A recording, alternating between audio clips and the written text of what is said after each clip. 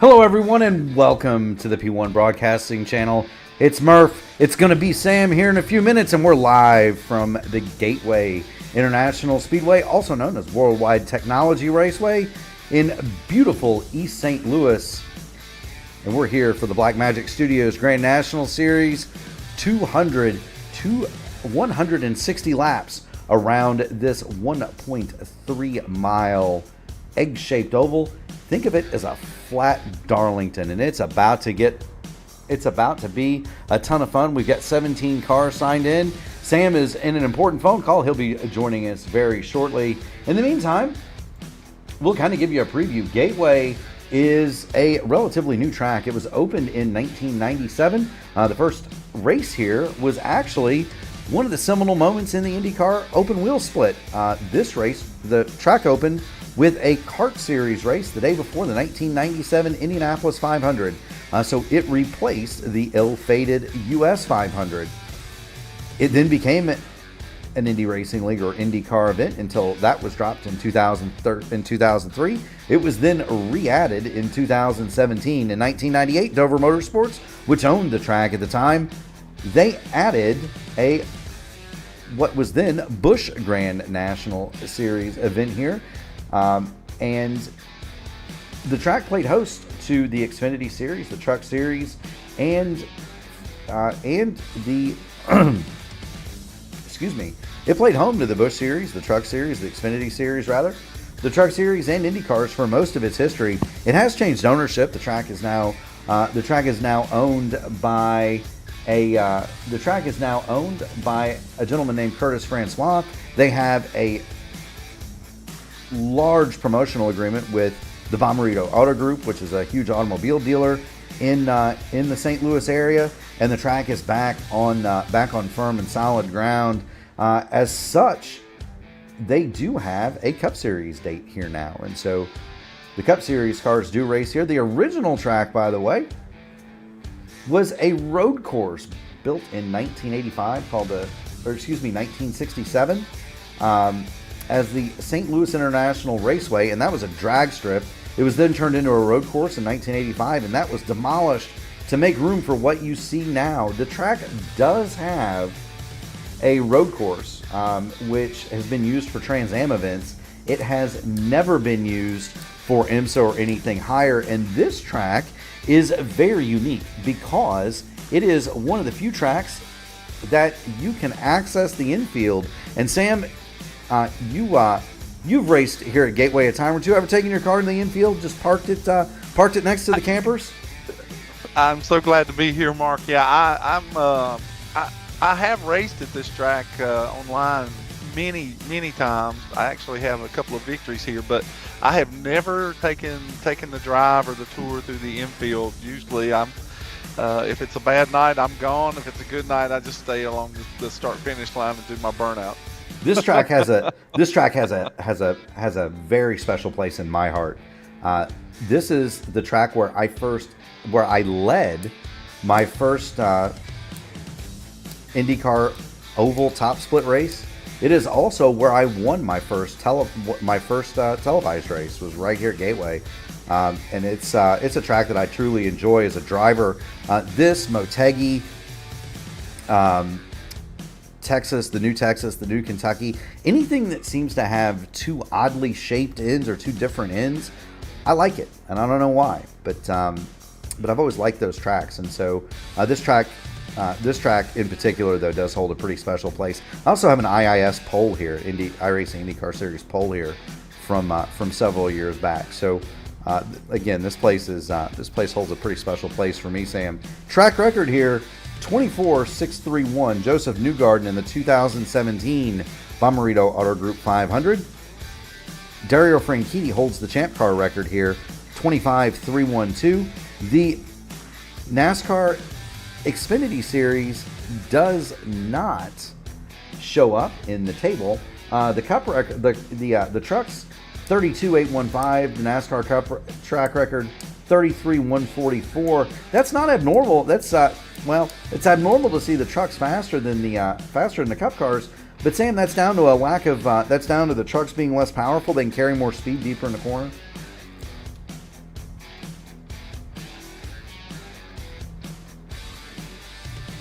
we lost Sam? Nope, Sam is still here. Huh. I was going to say, you think that's down to the trucks are faster than the Cup cars here? You think that's... I lost you actually for a second there. No, that's okay. The trucks are... I was saying the trucks are a little bit faster than the Xfinity or the Cup cars here. You think that's down to just having a little bit less power, able to carry a little bit more speed? Oh, no question. Within the corners, the trucks, you're able to get back on the throttle a little bit quicker and a little bit harder on the truck, just simply because the of weight distribution, less suspension travel, and things like that. These cars have a tendency you really have to work the throttle to get the car up to speed when you're coming off of turns 2 and 4. So that's why you're seeing similar speeds between the trucks and the Xfinity cars. There you go. Speaking of working that throttle, Sam, we're going to pull the practice times up. Before we do, we're going to play our usual game. I'm going to give you 3 guesses, tell you who's the fastest in practice. Okay, 3 guesses. You get 3 guesses, Sam. All right. Mark Murphy. They did not let me bring the Dallara out of the garage. Oh, man. Okay, well then I have 2 more guesses. Let's go with Ryan O'Donohue. Ryan O'Donohue is second quick. Then that only leaves the logical choice of Greg Evans. Greg Evans right now is the quickest, 133.881. The Xfinity record, by the way, is 135.714. I was able to find that. That was set way back in 2009. The track was resurfaced after it was originally paved about then, and so that makes sense that the Xfinity race record or the Xfinity qualifying record would be a little bit quicker because the pavement was brand new. It is, by the way, a fun road course. I was suggesting to Kendall Paul earlier and David Dunwoody that they should run an IMSA prototype series and do half ovals, half road courses, and this would be one of the road courses. So all the road courses they would do would be rovals. So run half the series on the ovals and then do the rovals for the other half. I think it'd be kind of fun, Sam. What do you think? Oh, no question. It sounds like it'd be a fantastic time. Anytime you get an opportunity to race places that you enjoy or get to experience things that appeal to your driving style, absolutely go for it. I want to see Sam Crow in a prototype. I think that'd be a gas. We're about 40 seconds away. Well, we've had those discussions, and that's the only reason you're saying that. It'd be a gas, Sam. We are 30 seconds away from qualifying. It's good to be here. Good to be with you, brother. What do you think we're going to see tonight? We've got stages. We've got stages at 35 and 70, 160 lap. Or what are you looking for in those 160 laps? Well, I'm actually very pleased to see that the track temperature and the ambient temperature is really formidable for good racing, because these cars again have a tendency to be really loose in the corners, and just depending on what the driver's adjustments are in the steering ratios, offsets, brake bias, things like that. It could be a handful, but with the lower track temperatures, once you get some heat in the tires, this car could be racy for the event, which is really something that encourages me for a good race. It most certainly does. We are done with practice. That means we can kick AC/DC out of here, and that also means that we're going to get ready to run some qualifying laps. Sam, who do you want to ride on the roof? Well, we've been riding with a myriad of different drivers during qualifying, but I wouldn't mind giving someone like Eric Corder an opportunity if we could ride with Eric Corder tonight. There we go. There's Eric. We're gonna put the scoring pylon up. We're gonna get the telemetry for our fans in the stands, and there's Eric Corder. And we're gonna put you in the cockpit as soon as I can find the right button, Sam. Get them in the driver's seat, Mark. Let them see what it's like here. There you go. Coming off of turn number 4. I will tell you, if you get in the driver's seat of these cars, it just seems like when you're going through the corners, it feels like it takes forever to get around this racetrack. And though it has had a repave since its inception, this track is extremely bumpy in the corners. It really is. It's had a repave since it's been scanned too, Sam. The turns 1 and 2 now don't have that dual banking that you see. If you look at Eric Quarter, it's not as big of a deal in a stock car as it is in an open wheel machine. But as you head down into turns 1 and 2 here, you'll kind of see at the bottom is a little bit flatter than lane 2, so it's kind of progressively banked, and there's a tar seam right there. Eric Quarter is running a line that's very similar to what we run in the Indy cars, where he's actually running that seam. And so you're going to see differential lines here. You're going to see drivers go all the way down to the bottom, Sam. You're going to see some run lane 2. Where Eric Quarter was, you're going to see some drivers go all the way up to the top. Speaking of the top, Colby Pierce, fast lap 34.810 as we kick qualifying off, get it underway, Sam. Eric Quarter crosses line 34.693, and that'll end his qualifying lap. Let's have a look at Dylan Godinez. Let's see what Dylan's up to. Dylan, at the beginning of the season, we were calling his name out a lot during. He gets a handful of steering wheel right here. We were calling out his name a lot. He was, it just seemed like he was running up front, but he's been catching some tough breaks in recent weeks, but he has quietly been very faithful to the series and running every week and proving his mettle, and so hopefully Dylan will be able to turn something around tonight. Well, and he's already locked in the playoffs from the part one of the season. This is the end of part 2, Sam. Right now, Greg Evans, Dylan Godinez, Kendall Paul locked in. Sean Merriman has the win. Ryan O'Donohue, Troy Carricker, Justin Osterman, David Dunwoody, John Hutchins, Lee Campbell, Eric Quarter, and James Hodgson are on the line for the playoffs. The other eligible drivers, Colby Pierce and Brian Sharp. Colby Pierce, 13 points short. Brian Sharp is not racing tonight. He's choosing to do his driving in the real this evening, Sam. Dylan Godinez is going to come across the line, and his run will vault him to 4th quick. Let's have a look at Matt Metler. He's sitting on a pit lane. What about the 3 birdies machine, Matt Sizzler? Let's have a look at him. Matt's been on a tear. Top 3s almost every event that he's been in over the last few weeks in the Truck Series, Archway Industrial Truck Series, as well as the Black Magic Studios Grand National Series. He has had a rash of top 3s and podium finishes and a win. So that's been a hot topic these past weeks. It has. Matt Sizzler, if he wasn't, and look at him, saw that wheel, Sam. Gives you an idea of the reflexes of some of these drivers. Matt Sizzler just about loses it going through 1 and 2 on his hot lap. There's the 3 birdies machine. He's headed through turns 3 and 4. He's up in lane 2, just like Eric Quarter was. Here he is coming off of turn number 4. The second lap will be quicker. Sizzler is in at 34.320, and that is going to put him into 5th position.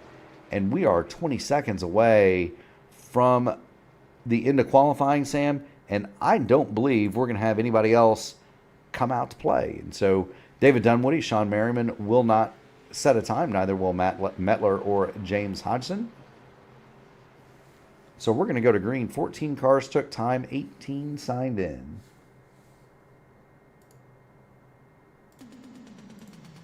Looks like Labor Day has had its effect on attendance for this week. That does happen, and you see the track change over. It does. That's why I mentioned it. It does. That's always fun, by the way, to see the session change, Sam, and see the. It's always fun to see the session change and see the track immediately go dark and have the lights come on. That's a lot of fun. On the pole, well, it's Greg Evans, 132.374. Kendall Paul will be to his outside. Ryan O'Donohue is going to roll second. Dylan Godinez will go from third. Dylan Godinez will go from fourth. Ryan O'Donohue will be third. In fifth, it'll be Matt Sizzler, the 3 birdies Chevrolet. Justin Osterman will start sixth.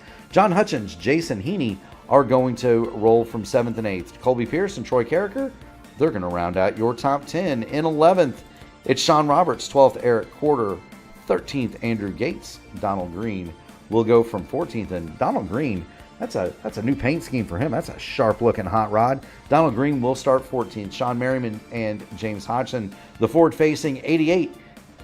He'll start 16th. David Dunwoody 17th, and Matt Metler is going to round out your field.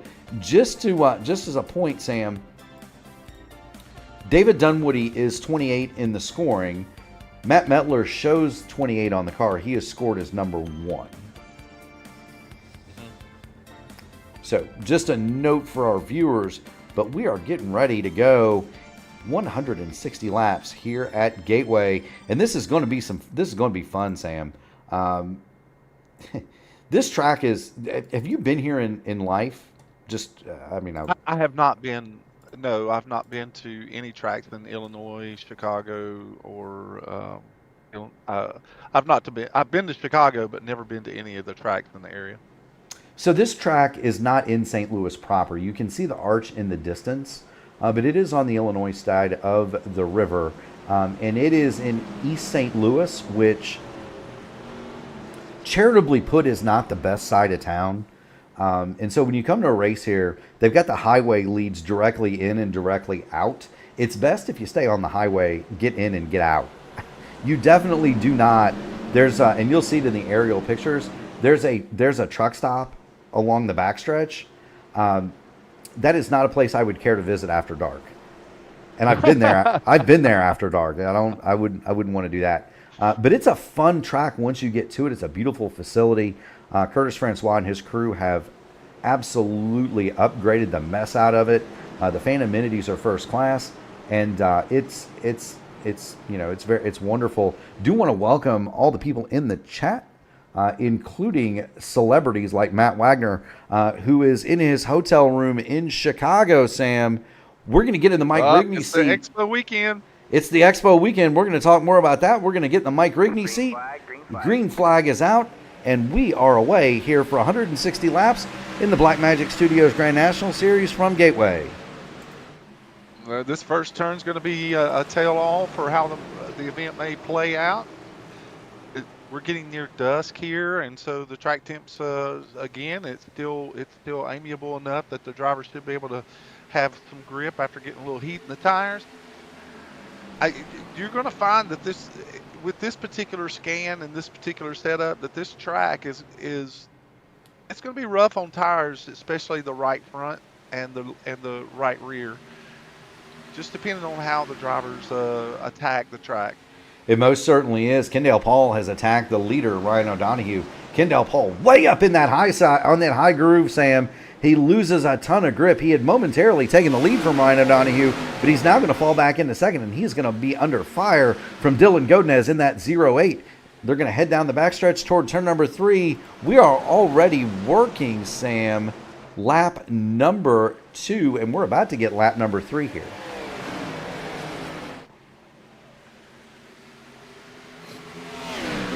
And see Sean Roberts, who's actually been having some good speed over the last few weeks, if he can continue to make his way up through the field as he passes Heaney there, makes his way into the 9th spot. Now things can get spread out here very quickly. Some drivers may want to save tire early and they'll back off. That may very well be what the case is for Greg Evans, is why he didn't push the start. But Ryan O'Donohue has proved that he's not afraid to just set the limits of how fast he wants to push that car early in a stage. In fact, Evans is even pulling over now for Sisler, and Justin Osterman, Mr. Excitement, is actually going to be passing him as well through 1 and 2. Yeah, I was going to say, Sam, I ran a few laps in the setup earlier. It does seem that it is extremely free for about the first 3 or 4 laps, and so not surprising to see a veteran like Greg Evans just kind of tiptoe through on the first few circuits, let the tires get some temperature, some pressure to him. Also not surprising to see Mr. Excitement Justin Osterman making up positions in wholesale fashion to begin the event. He's now going to lay a challenge on Matt Sisler for 4th.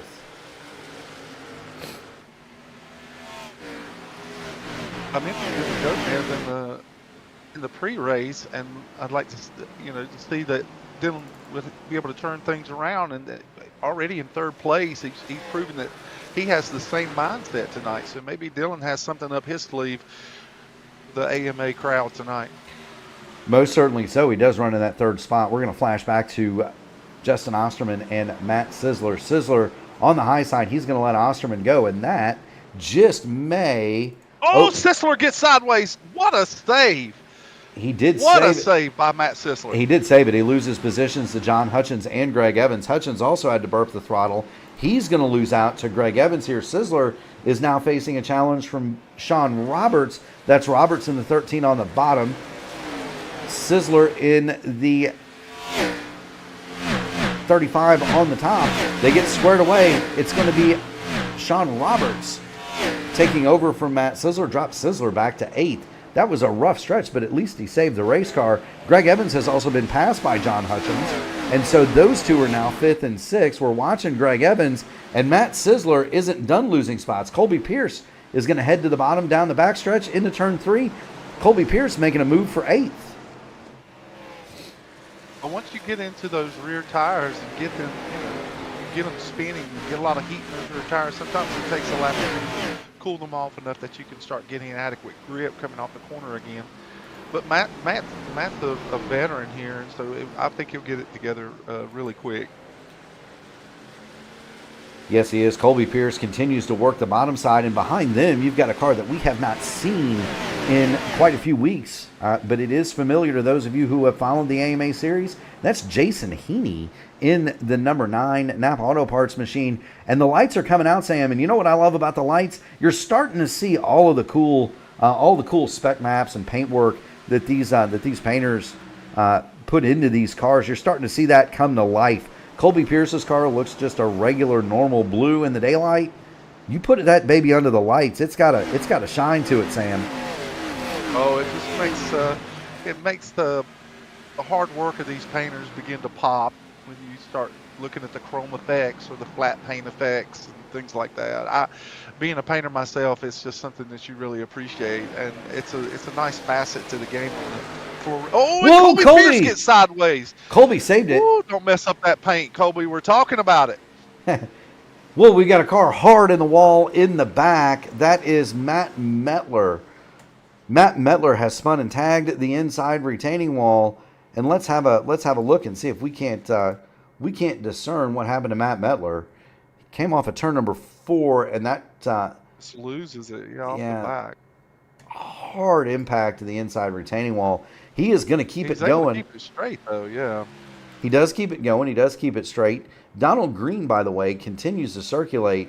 He has not made contact.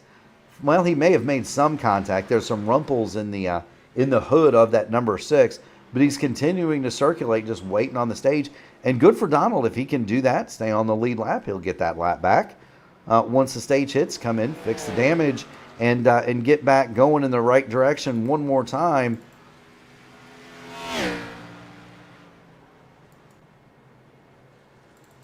Things seem to be kind of settling in here. The drivers are finding their respective spots, and then they're just going to try and work position by position. In the meantime, Ryan O'Donoghue has decided he wants to try and drive out of everyone's life for a little while and see how far he can pull out to the front. That is Ryan O'Donoghue. With only 35 laps in the stage, I mean, he could really push this set of tires to see what kind of wear he can get. Yes, he can. We're going to get inside the nose. Makes you feel like we're on board Ryan O'Donoghue inside the bumper cover. Makes you feel like you're in the movie Days of Thunder, doesn't it, Sam?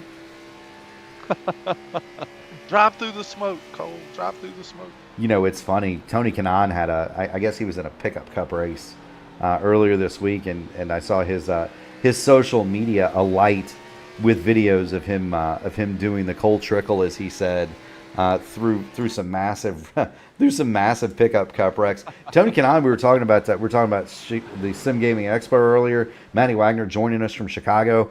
A big hello to all the people that are in Schaumburg at the convention hall already. I'm sure they've probably got this race. They've probably got the race on, and so welcome to all of you. I know Wags and Cone are watching it in their room as they go. But that's something that we've long awaited. Sam, was the Sim Gaming Expo. George Anzaldo and his team, they've put it together. They've pulled it off, and we're set and ready to go. I'm excited about it. I have to admit, I'm a little nervous. I think nervous energy can really work to your favor in the long run. There's nothing wrong with having that kind of nervous energy. I work with the public on a regular basis, and so I have those same anxious, nervous feelings every week that I have to work. So I get how you may feel that way, but there's nothing wrong with that. I feel like the person that goes in too confident, sometimes it can have a tendency to bite you. You lose focus. You don't put as much effort into it, in my opinion. The reason for the nerves, by the way, if you don't know and you're in the Chicagoland area, get to the Schaumburg Convention Center Friday or tomorrow, Saturday or Sunday. There's all sorts of stuff from flight sims, first-person shooters, all of war games. All of those people are there, but the big focus of it is iRacing. And George Anzaldo and his crew have put together a program that is outstanding. Would be an understatement. They've got a stadium set up, Sam. They're going to put us in rigs, and we're going to have something like 1,000 people watching us. I know. I've heard all of the things. I've been watching all the goings on through the forums that have been opened up for the expo. George Anzaldo and his respective helpers and compatriots in this thing. It has been a monumental task for over a year, really, and all the work and effort that's gone in to make this happen, and just the hard efforts that he has put in to make sure that he gets the word out, and organizing and pulling in all the entities that are going to be bringing their respective products to the expo. It's been impressive to see his work in the middle of all this, and so it doesn't surprise me that there's the stadium there and there's going to be 1,000 people watching this thing. Well, and not only that, we're going to have represent. Don't make a mistake in that arena either, because Nim Cross from iRacing is going to be there, calling the races with our very own Gary Godso from P1. That'd be Tony Kanaan. So you don't want to have a moment live. Nim might come yank you out of your seat, right? Yeah, well, Nim is the enforcer within the iRacing community. He works for iRacing, and so I've known Nim for a number of years, and he definitely is the guy. He's a good dude. You up if you need to be straightened out, but he's a superbly loyal person to the sim racing genre, and he's been around a long time, and he's a veteran to racing, and he's a veteran to the hobby. So Nim's a great guy. Yes, he is, most certainly. So I've had occasional dealings with him. Nim Cross, a finer representative of iRacing you won't see, but it's going to be interesting, right? To be in front of actual people. Normally we're in our houses. There's nobody around. Maybe a wife, maybe an animal, maybe a dog, cat, whatever have you. My son sometimes watches me. He'll sit next to the rig. If it's a big race, he'll sometimes sit and watch. I can't imagine having that, and I can't imagine, when George said live stewards, I didn't realize he was bringing the chief steward, right? So maybe we'll get Nim an admin box, and he can call balls and strikes as they happen. Don't give him a button. Don't give him a button. He'll use it.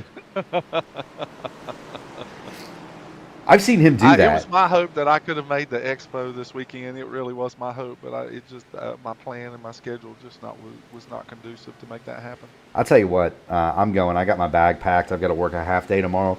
Like I said, Matt Wagner, Mark Cohn, they're already there. I know a lot of our friends from the open wheel community. They've rented Mike Rigney's heading up there. Rigney's gonna leave the state of West Virginia. That's my understanding, is that you could have a Mike Rigney. I would just encourage you to make sure that there's a corn dog somewhere up there that you can get to. So that's why he's not been in our ear in the chat. He's on his way to the Windy City. There's always a possibility that may be the case. Or he's just got so busy with his garden that he's forgotten about the race tonight. He And was. now we see Greg Evans has already made up 2 positions. He moves into the 3rd spot as he makes his way around Justin Osterman and Dylan Godinez. And now he is setting his sights on the top 2 of Kendall Paul and Ryan O'Donohue. Now, Kendall Paul has started to kind of close the gap a little bit on Ryan O'Donohue, and maybe Ryan has got to the end of the push on this fresh set of tires, and we'll see what's left for the remaining laps of this first stage. Maybe so. Greg Evans, we've seen it time and time again. He's one of the best. He's one of the best in the series at saving his tires, saving his stuff, and moving forward at the end. Do want to point out that Matt Mettler has also gone a lap down to Donald Green. So right now, and as well as Donald Green. So Mettler is in position for the lucky dog. Well, there's Greg Evans. He runs along in the same Sim Gaming Expo Deuce. He is 3rd. Godinez and Osterman falling behind him. The battle has been back here, Sam. We're looking. John Hutchins and Jason Heaney, and now James Hodgson is making his way up through the field. Yeah, the battle has been really good back there. Yeah, so this is 9th. Hutchins 8th, Heaney 9th, James Hodgson is 10th. They are running along just behind Matt Sisler. And then behind them, you've got Colby Pierce, Troy Carricker, and Sean Merriman. Those 6 cars are really all locked in a duel for about 8th to 13th.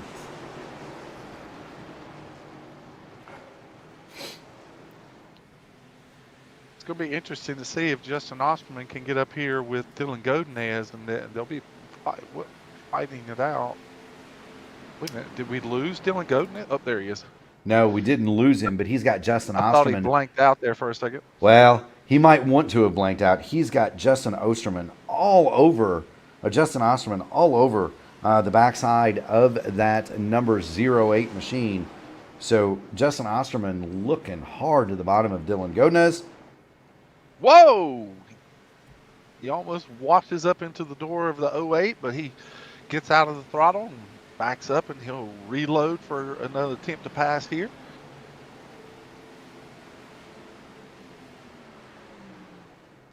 And that battle that we were talking about with Matt Sisler, John Hutchins, Jason Heaney, and James Hodgson is continuing to be feverishly fought for as we see James Hodgson getting on the inside of Heaney coming off of turn 4 and down the straightaway. Yeah, there they come. Heaney on the top side. James Hodgson, the forward-facing 88 on the bottom.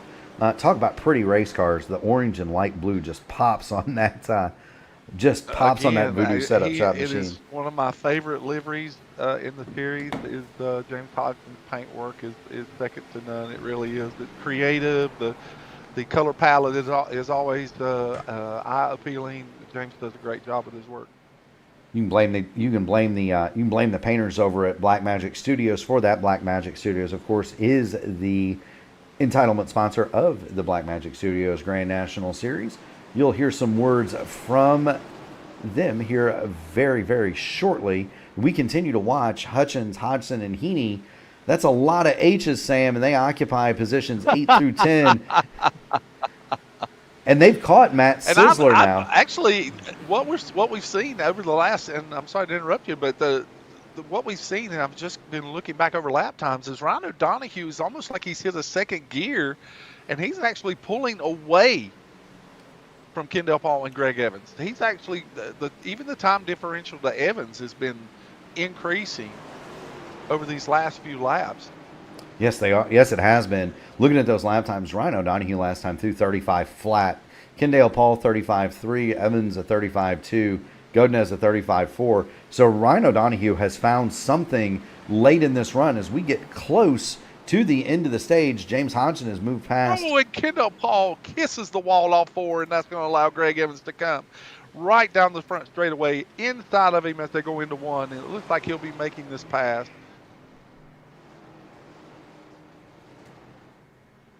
I was going to say Lee Corso would have been impressed with my not so fast, my friend. Here comes Kendall Paul. He's looking down the inside. Kendall Paul is going to draw a bead. He's not gonna do it though. Kendall Paul lifts out of the inside move. I thought he was going to hang tough on the outside there for a second, Sam.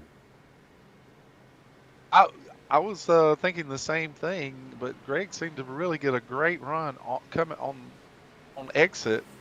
and Kendall just Grayson Better part of was to Allen. let the two go. Yeah. There It looked like he tried a little crossover just for a moment, but he didn't have enough momentum as he was coming off a turn. goes to third now. And now there's nothing between Greg Evans and Ryan O'Donoghue, and we'll see over the next few laps what the time differentials will be between these two fast drivers. There isn't. We're going to flash back to 8th and 9th. 7th, 8th, and 9th. Matt Sisler has 7th. James Hodgson. I keep wanting to call him John Hodgson and James Hutchins. John Hutchins and James Hodgson is very hard to distinguish apart sometimes. James Hodgson goes by Matt Sisler momentarily. He'll take over. There he goes. He'll take over the 7th spot, drop Sisler back to 8th. Hutchins 9th, Heaney 10th. So the Killer H's have been split up now by Matt Sisler in the 35. Sisler runs along in 8th. We're gonna get back here. Take a look at Ken. John Merriman's introduced the.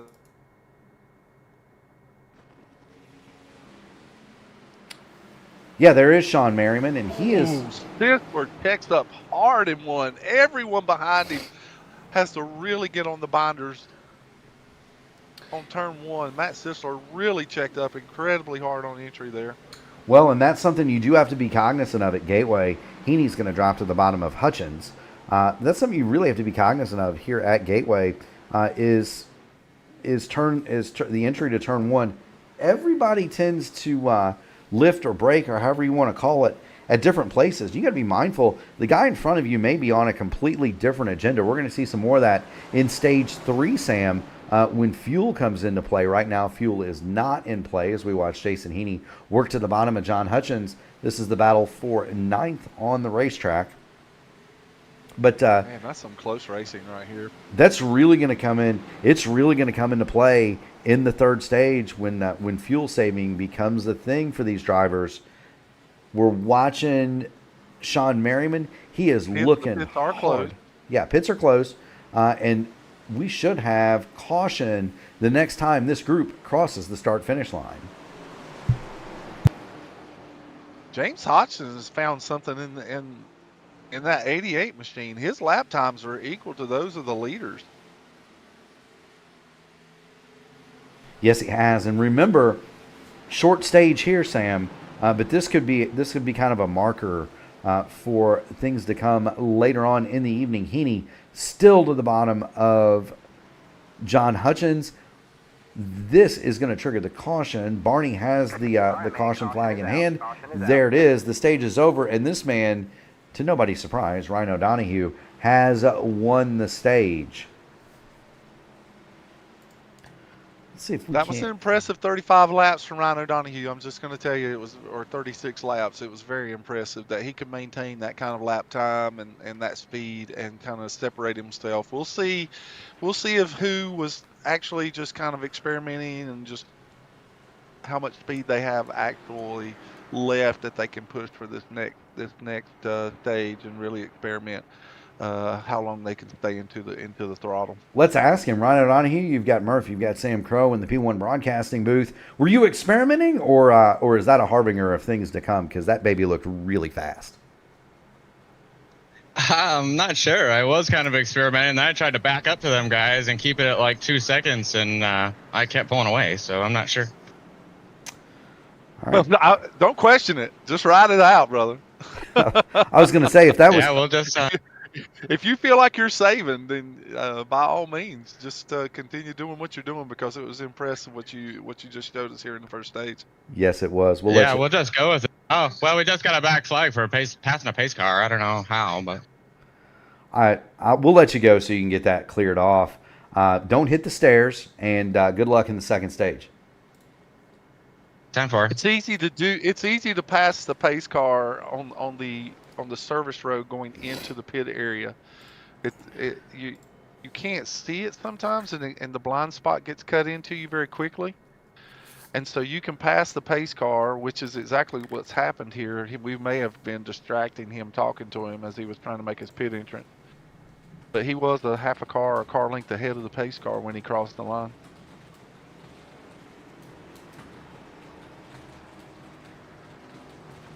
We may want to relay that information to Kendall Paul? Yeah, can you? Well, I did. I did just message. Did Yeah, did I can just do that. Yeah, I just messaged Andy Dunwoody as well, asking Yeah, him I'll to let clear him it. know that we. Yeah. We don't want to interfere with the proceedings. That's not Ryan O'Donoghue's fault. That we No. distracted him. If we're a distraction, that shouldn't be a levied. Yeah, a levied penalty by no means. Yeah. It should not.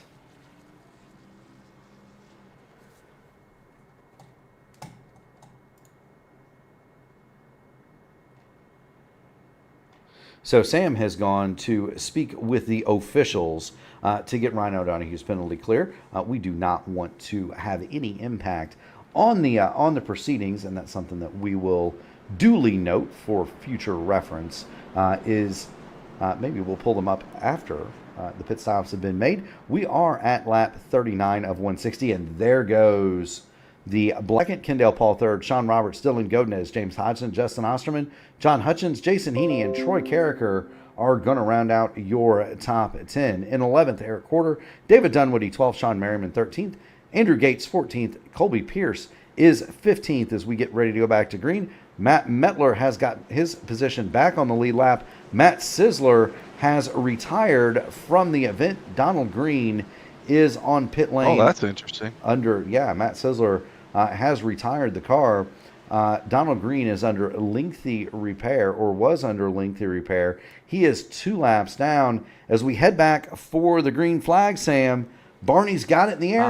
Matt Sizzler, he dropped because of server issues, actually. So he may come back in. We don't know. Indeed, he may. Racing is away. Ryan O'Donoghue does lead it from Greg Evans, and this is as close as Evans has been, Sam, since the start of this race.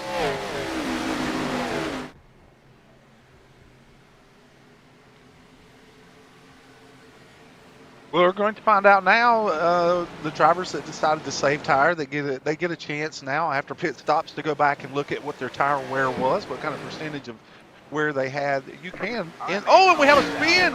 Justin Osterman is in the wall on the infield coming off of turn 4, or excuse me, turn 2. Yes, he is. There's Mr. Excitement, Justin Osterman. He was down on the rumble strips in turn number 4, and you don't want to do that. Those do upset the car. Yeah, he was way down off that corner. Yes, he was. The fortunate thing is he stood in the gas. He got the car to the bottom, nosed it in the fence. It does bring out the caution, but thankfully nobody else has been collected here, and he will continue on. I'm sure Justin. I don't think that damage is enough to constitute a big problem for him. It's just a matter of driving back up through the field now. It's a matter of driving through the field. He's also going to need to come in, and he's going to want to come in and effect repairs, certainly. But Justin Osterman will live to fight another day. Barney enthusiastically waving the yellow flag. Ryan O'Donoghue does the thing where he gets. He's such a happy flag man. He is. I mean, I don't know. I don't know, Sam. See, now he's just kind of holding it. I like the enthusiasm. I would prefer the real life Aaron Likens, the twin. The waving of the twin checkers. If I ever see the twin flags are always impressive. Yes. Yeah, I got to ask Aaron how they do that. I've seen him flag the IndyCar flagman, of course, Aaron Likens, and you'll see him at big time. You'll see him at big dirt races too, across the state of Indiana. That was something that always, when I was growing up, being raised in the South and in North Carolina, and just, my experience was mostly with stock cars. Whenever I had the opportunity to watch old documented races at Indianapolis and open wheel races, and looking back at those races, and just those cars were always on the ragged edge. Even the narrow wheeled cars, it was amazing to me to watch them race those races. But the thing that just gave me the biggest cringe was watching the flagman on the racetrack at the start finish line, And if there was a race for the lead, I mean, he was out there to wave that flag, and cars are going by at 100, depending on the year, from 130 miles an hour to 200 miles an hour. Yeah. And they're flying past him, and he is waving that flag just a mere few feet from those cars. As a young man, it always fascinated me that, did he draw the short straw? It was insane to me to think that they'd be out on the racetrack. It really is. The thing about it is, Pat Vidan is the name of the person you're looking for. He was the guy that would jump out onto the track in the sport coat, right, Sam, and the slacks and wave the flag. Yes, exactly. Yes. Pat Vidan started doing that in 1962. I mean, the tradition was before that, but Vidan was the more famous one. I had the opportunity to take a private tour of the Speedway a couple of weeks ago, and one of the things that we discussed on that tour was the flagmen and flag waving and flag traditions at the Indianapolis Motor Speedway, and because I had mentioned that Aaron Likens is a very well respected sim racer in his own right, and so we had talked about Aaron's sim racing exploits, and that got us into a discussion about flagging. So a couple of things. The first is that Pat Vidan did not want to move up into the flag stand. He preferred, and they didn't do that until the 1970s. He preferred to wave the flags from either the track itself, or in later times in the late 60s, they made him stand on a platform. In between, in no man's land between pit lane and the racetrack. There's that 3-foot. It was strip. The same thing in open, races at Le Mans. Well, or so that figures into this. So when they redesigned the front stretch in 2000 for the Formula One race, they redid the flag stand. The flag stand at Indianapolis, and I did not know this, Sam. So this is something I learned. The flag stand at the Speedway, if you look at it from an elevated view, you can't really tell it from below, but if you look at it from above, David Dunwoody around as he comes off the corner on 2. So there's David Dunwoody. He parks it on the infield grass.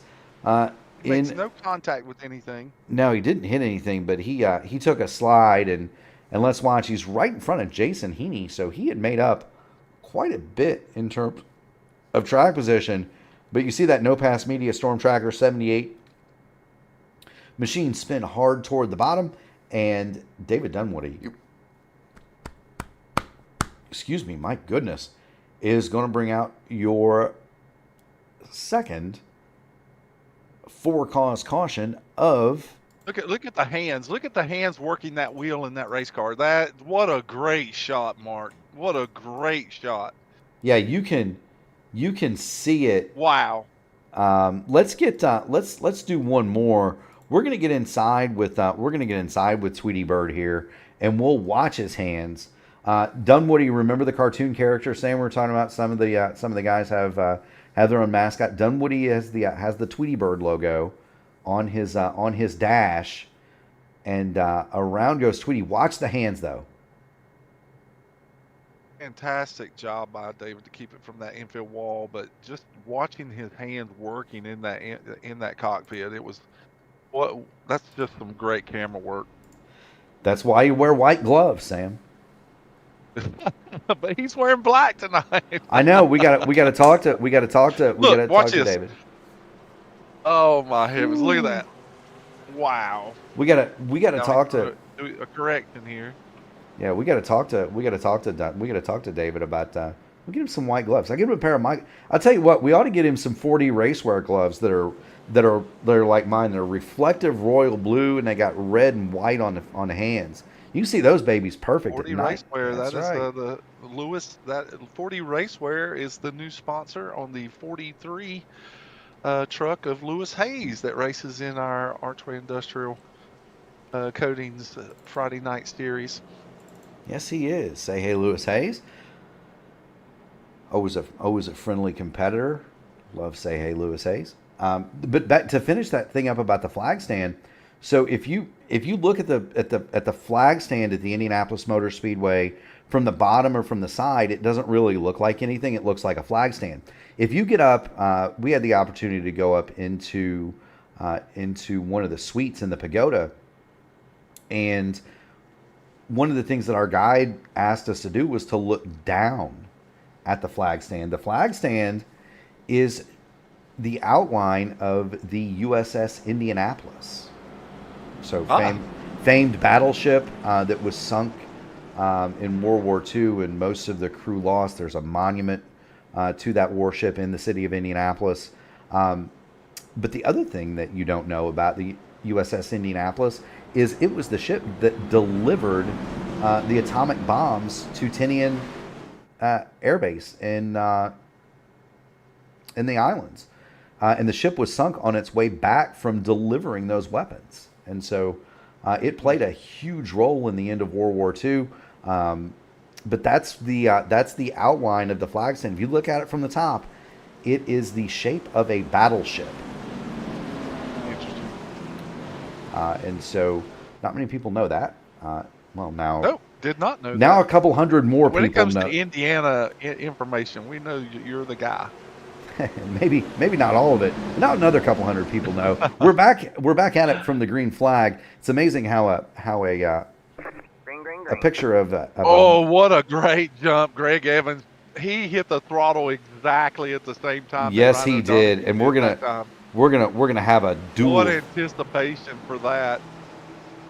He wasn't able to stay alongside through turns 1 and 2, but you're right, Sam. He rushes the wall. Yeah, Greg Evans made an outstanding start. We're going to get back here and take a look at Heaney, Hutchins, and now Troy Carricker has joined that fight. Carricker in the number 94 machine. He is following along behind the battle for 6th and 7th. And there he is, looking up to Jason Heaney and John Hutchins, and they've been side by side now, Sam, for about since the restart happened. Heaney, I think, is going to have him clear. He does. So move Jason Heaney to 6th, John Hutchins back to 7th. Troy Carricker had the best seat in the house for that battle. He is currently 8th. Now we see Sean Roberts make a pass on Justin Osterman, and that leaves the door open for David Dunwoody to try and make up some ground from his tailspin. Oh, and now we have Ryan O'Donohue. Slow. Caution is on the speedway for Ryan O'Donohue. Ryan just goes into the corner way too hot and loses the back of the car. That's exactly what's happened. Maybe too much brake bias, but he doesn't hit the wall hard, but he gets the car turned enough to trigger a caution. Well, he was sideways coming off of turn number 4. He goes down the front straightaway, and watch this. You want to see some hands, Sam. Watch the hands on Ryan O'Donohue right here. He's going to get into turn number 1. It starts to go, and Ryan O'Donohue is around. He's working the wheel. He just can't quite save it. We'll get one more angle on it. But Ryan O'Donohue, fortunately, he didn't do much damage, Sam. I'm sure he's going to. No. It's just a slight touch to the right rear of the car. It may cause a little fender damage or maybe a little spoiler dent, but I don't think that it would constitute more than just a few seconds of repair. No, and the question is, does he come and get the repair? Would be the. Well, he is coming into the pits right now as we're speaking. Yeah, and so there's Ryan O'Donohue. He's going to get down. He's going to get down the pit lane. He's going to drag Sean Roberts and Matt Mettler with him. Give a call down to Donald Green. He's persisted. Donald Green is now on the lead lap. Not only that, he's going to restart this race in 14th. So how about that, wow, Sam, for a little bit of persistence? He was down 2 laps earlier. Perseverance pays off sometimes. I'm gonna watch some of the work being done here on the 14 car. Yeah, he's got it. He's got the right rear crinkled. The trunks bashed in a little bit. I'm sure they'll be able to get I figured that. that they're gonna have to do some cosmetic damage here. And you can see it. Damage repair, that is. Yeah, that's one of the cool things though about the sim. You can see the damage physically occur, but you can also see it physically being repaired. It doesn't look like it's. It doesn't look like it's affecting the spoiler in any way, Sam. No, it just looks. A lot of it looks like it's just contained to the bumper and the look right there. You can see the trunk being fixed. I'm trying to get Trunk lid, the deck lid was actually pressed down right there in the stop, and you're watching some of those repairs being affected right there in the. And other than just the bumper and the lower right rear portion of the rear quarter panel, it looks like they got a lot of that damage fixed. Yeah, the rear bumper is still kind of caved in a little bit, but the quarter panel and the trunk, especially the spoiler, which is what you'd be worried about. I don't think any of this is going to have any effect on the speed of the car. If anything, it may give him a little bit more straightaway speed. Maybe. But Ryan O'Donoghue is back out, and there you are on the roof of the 15, and this is going to be fun, Sam, watching Ryan O'Donoghue try to drive back through this field. And that's a car that needs a win. He is assured of being in the playoffs just on points, but he'd like to have a win just to help himself out, get himself into a better position when it comes to playoff points and things of that nature. If he gets a win, doesn't that leapfrog him over several positions because of his points total? Yeah, he would move, I believe, into second in points. And so that's what I thought. So it's more than just making, being in the playoffs. A win catapults you a reward for all the points you've accumulated during the series. Green. Now Greg Evans gets a big jump here, and that I did hear over comms that Dylan Godinez, who has been running top five all night long, that Dylan Godinez is kind of suffering a little bit of physical pain in the cockpit tonight, and so we're hoping that Dylan Godinez will be okay, but it certainly isn't hurting his speed tonight. He's been plenty fast. Message received from Ryan O'Donoghue. Oops. There he is. He is in a mess though, Sam. We're gonna get you inside the helmet. I'm sure that helmet is colored a little bit red, but he's got him 3 wide in front of him, and this is not something that he's been used to, Sam. Ryan O'Donoghue, and there's contact. Justin Osterman goes up the racetrack.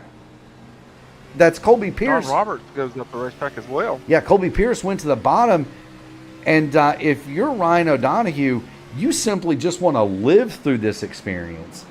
He's in the back. He's around cars that he hasn't raced around. Colby Pierce gets back, gets into the right rear a little bit. But Ryan O'Donoghue just wants to get back toward the front and survive right now. That's all he wants to do. Would you say that's accurate, Sam?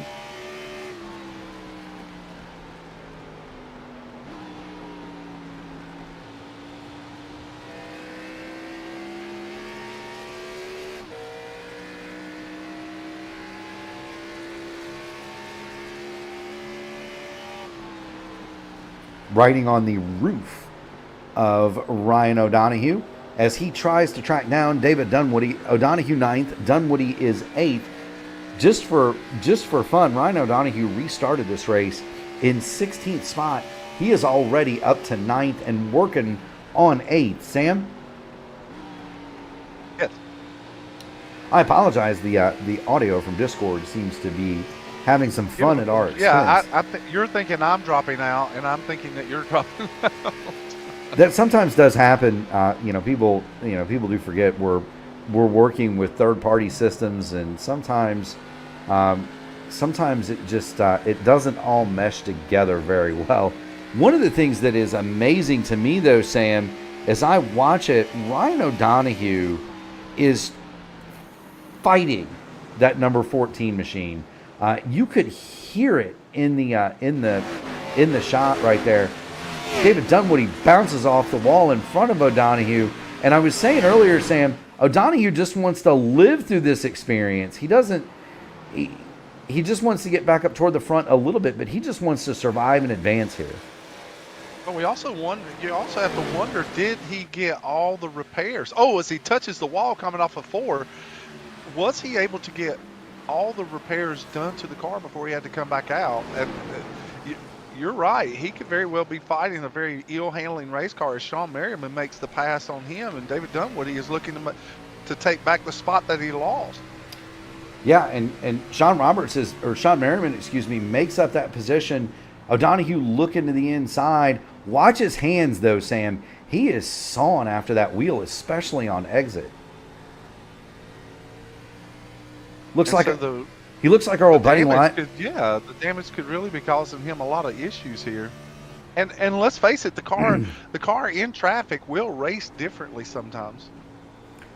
It will. He reminds me of, he looks like our buddy Lionel Callisto coming off a corner with as much right input as he's throwing into that Chevrolet. But he's made it back up to 9th, Sam, and he's got a long way to go. He's got 100 laps yet. We do have another stage break coming up in 13 laps, and so O'Donoghue is not out of this by any stretch. Oh, absolutely not. As long as he's got the... Oh, and we see Sean Roberts with massive impact. There's the 13, Sean Roberts lays. What a crash. I don't know that I've ever seen a car hit that hard at this racetrack. Wow. So there's Sean Roberts. He's coming down the backside. He's inside Colby Pierce. We're working lap 63 of 160. Sean Roberts to the inside of Colby Pierce. There's plenty of room right there, Sam.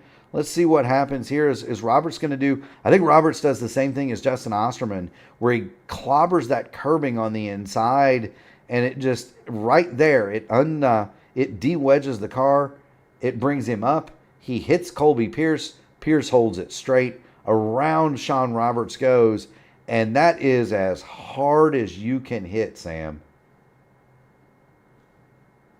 Just listening to the in-race comms, Colby Pierce feels like he may have kind of caused that. Just apparently, maybe he just got a handful of car there and was trying to save it coming off the corner just enough that he was not able to watch out toward the wall, and maybe Sean Roberts felt like he may be giving him enough room coming off the corner that he would naturally go all the way out to the wall, but he didn't. But Colby Pierce did apologize for the contact. I don't know that he realized how close he and Sean Roberts actually were, but you're exactly right. That contact was incredible. Yeah, that's as hard as you can hit one, Sam. Oh, heavens. Just looking at that, it's just... Yeah, that's as hard as you can. It's gut-wrenching for Sean Roberts that he, the car would suffer that.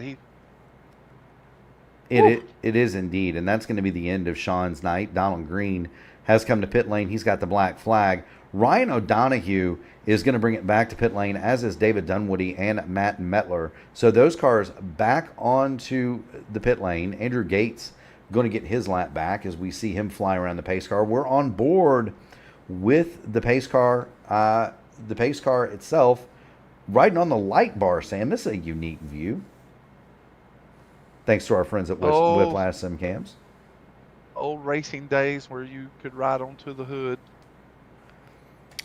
I enjoy it. Riding in the pace car is definitely one of my favorites.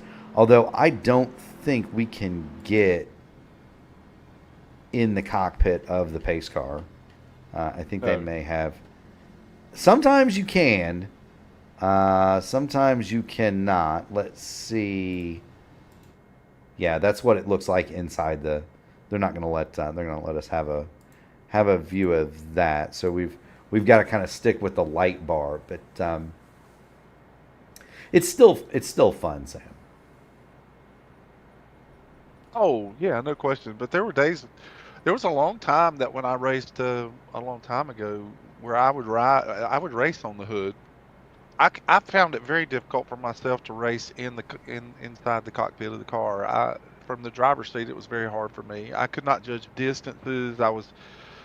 very apprehensive. I didn't want to cause any incidences. I didn't want to get into the back of anyone. I didn't want to ruin anyone's night. So a lot of times early on in my online racing career, I would ride on the hood just simply for that very reason. It wasn't that I didn't feel like I could. It was just I did not want to ruin someone's night by misjudging how close I was to them. Yeah, it's very you kind of think about it, Sam. It's I go back to the Gran Turismo days where there was no cockpit view, and so everything was kind of on the bumper, and then Right. I believe it was Oh, that was always hard. Yeah, that was difficult. Now we go back here. It's we go back to live racing. We'll talk more about old sim racing. Greg Evans, Dylan Godinez lead it away from the front row. Ryan O'Donoghue came back out and he made it up to 8th. He pitted for another 34 seconds. So that tells me I was going to say there's probably some more repairs that he needed to get done to that car if it was driving that ill handling. well, Last stint. and you can do about a minute in your pit box here and not lose a lap. So that tells me 34 seconds. Ryan O'Donoghue's got everything fixed that John he can. Merriman comes down and collects Troy Carricker. Yes, he He's did. apologizing profusely in comms, but for some reason he just took a hard left right over into the lane of Troy Carricker. And Troy Carricker, wow, just saved the car dramatically there on the back end. That was just great driving by Troy Carricker. Yes, he has. Troy Carricker working to the bottom of Justin Osterman, and here comes Ryan O'Donoghue, and he is going to pull it right up on the rear deck lid of Mr. Excitement, and we might see some fireworks here, Sam. O'Donoghue down to the bottom, Carricker into Osterman, and that's going to trigger the caution. Osterman hard into the wall. Troy Carricker into the left rear of Justin Osterman, and that'll bring out the caution. What's that about favors being collected, Sam?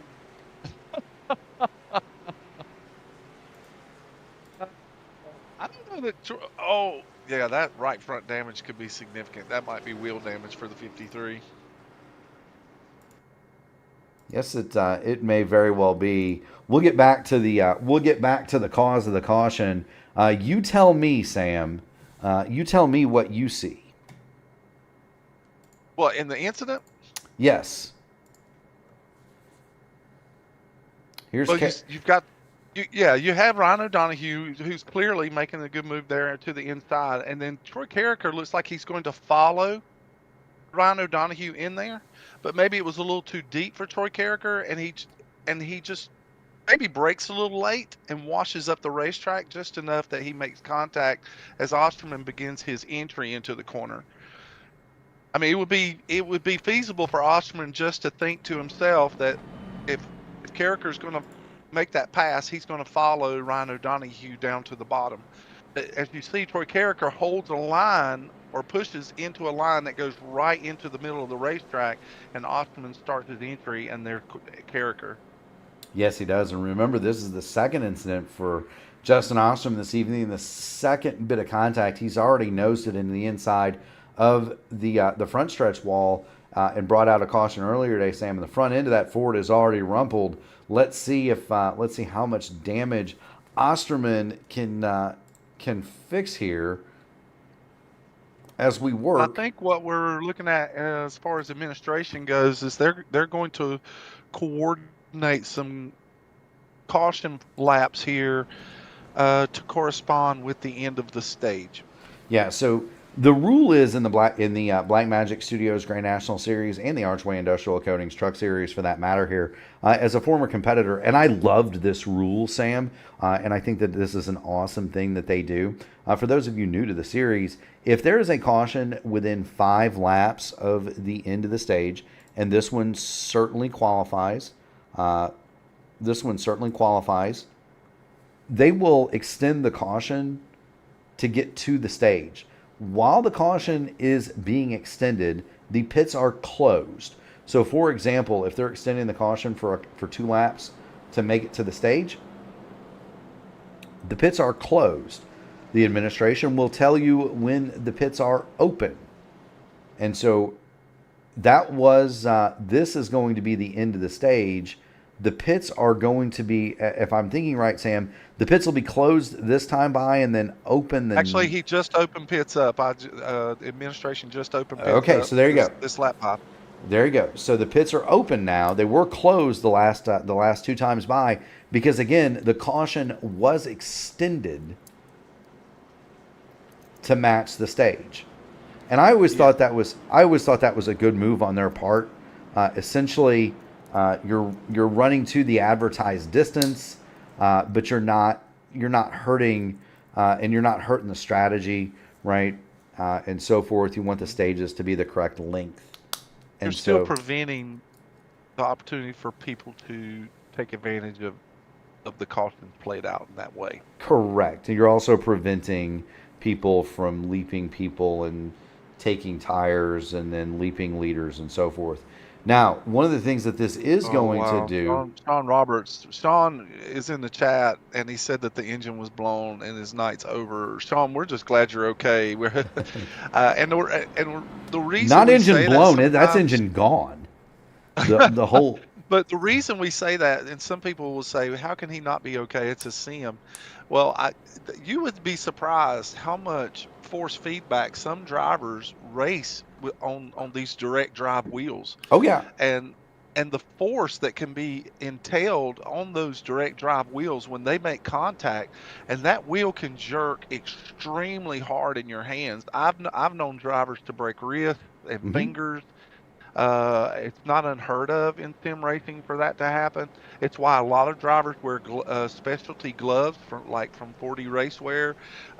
It's not unusual that a driver in sim racing may be injured, especially from a impact that was as hard as what Sean Roberts experienced. And so when I say I'm glad he's okay, a blown sim motor is that's not what we're talking about. A broken digit is something different. Hey, I mean, I'll freely talk about it. So, one of the things when you have a nice sim rig in your house, invariably people that come over want to sample, right, Sam? Mm-hmm. And everybody that sees it wants to sit in it. Everybody that sees it wants to sit in it. Everybody that sees it wants to take laps. It is what it is.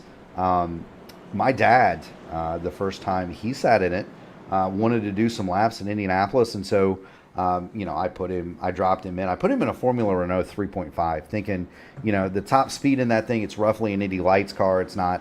There's no way he can get into trouble, right, Sam?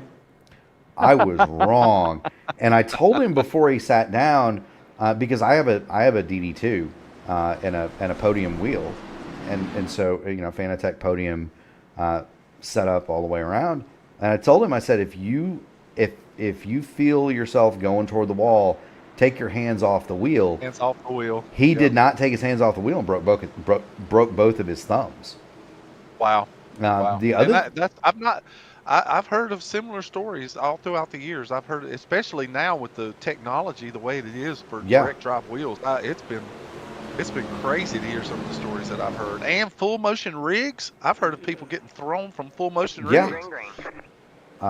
Green flag is back. Sean Merriman with a big jump here on the restart. Yeah, so Merriman and O'Donoghue stayed out. Merriman is on 20-lap old tires. Ryan O'Donoghue pitted under the caution prior to the stage, and so he's not really at a tire deficit. David Dunwoody has moved up to third. Dylan He also stayed coming off the corner. Dunwoody also stayed out. He pitted same as Ryan O'Donoghue. Evans goes through. Greg Evans is on sticker tires. As a side note, Sam, Sean Merriman ran the longest run in practice that I observed. I typically log in about 30 minutes before. Donald Green is around in the back of the field.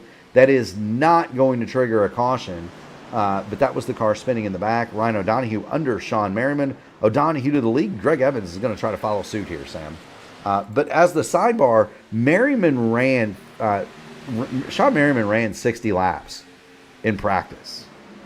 He did a 60-lap run, and so he has practiced this, and maybe in a great position. They are going to have to make a green flag pit stop. Yes. Oh, no question that they'll have to make a green flag pit stop. The thing that also comes to mind when it comes to Sean Merriman is at the end of the first stage, some of the fastest cars that were on the racetrack were James Hodgson and Sean Merriman. Their lap times were equal to Ryan O'Donoghue, who was blistering that first stage. And of course, Greg Evans is always fast, but it looked as though Sean Merriman and James Hodgson had really found something that they were able to save a lot of tire on the long run. And so I'd be interested to see how that would play out on an even longer run, like what you were saying, of 50 laps or 60 laps. Well, like I said, he's practiced it. Now, the thing is, he's got a 20-lap tire differential, right? Sean Merriman's been out for 23 laps. Dunwoody and O'Donoghue have been out for 12. Everybody else is on 5-lap tires. Now, granted, for Dunwoody and O'Donoghue, most of that is under caution, so there's not a huge tire differential. But Sean Merriman definitely has significant green flag laps on that set of tires, and so he's going to be looking. I would expect him sometime about lap 115, 120. Everybody else is probably going to be able to go to 130 or 140. We're watching James Hodgson pull up on the 18. He's going to make the move here shortly. Kendall Paul, by the way, has been battling with Troy Carricker, and that's the 78. He's going to draw a beat on Jason Heaney. Ryan O'Donoghue has reassumed the lead and has begun the process of checking out on Greg Evans and David Dunwoody, who is having a... I'm sorry, but Dylan Godinez and David Dunwoody, man, so close coming off the corner there. I'm so sorry. No, that's okay. So close. They are having a race. Dunwoody takes it high in the turns 1 and 2, and David Dunwoody will go back to 4th. That's a good move for Dunwoody, though. He was running about anywhere between 8th and 12th before that strategy call. He's now 4th, and he is just about a second clear of Sean Merriman in 5th, and Merriman has got a heap of trouble coming behind him. Hard into the wall. Safe to say that Troy Carricker is the Sean Merriman's the jam car holding up the parade, Sam? Well, with those older tires on that 18 machine, it could very well be the case. But if he's proved that that he's found a way to equalize those tires, then let's see what he can do over the long haul. He may be the one that will set the pace by pitting early and getting as many laps in on a fresh set of tires as he can to make up positions. He doesn't want to fall too far back, though. If he falls too far back, then this strategy won't play out. That's very true. And how far exactly? I mean, like I said, I observed him run 55 laps. I would assume 60 is probably the upper edge of how far you can go as Kendall Paul goes to the bottom of James Hodgson. Oh, I would think 60 laps has got those tires, just depending on how well you were able to save them. It would be on the ragged edge of just being meatball condition. Yeah, so Sean Merriman is looking, if that's the case, if he's going to try to go 60 laps, he is going to have to pit with about 50 to go. We've also found that Sean Merriman in this series, Sean Merriman is probably one of the most cerebral racers that we have. Sean is always looking at the format of the race, trying to figure out how he knows that he probably is not the fastest driver out there, but he puts a lot of thought into his race and tries to figure out the best strategy that will work for him so that he can get the best finish. And he has a win to prove that. Oh, Troy Carricker sideways in one.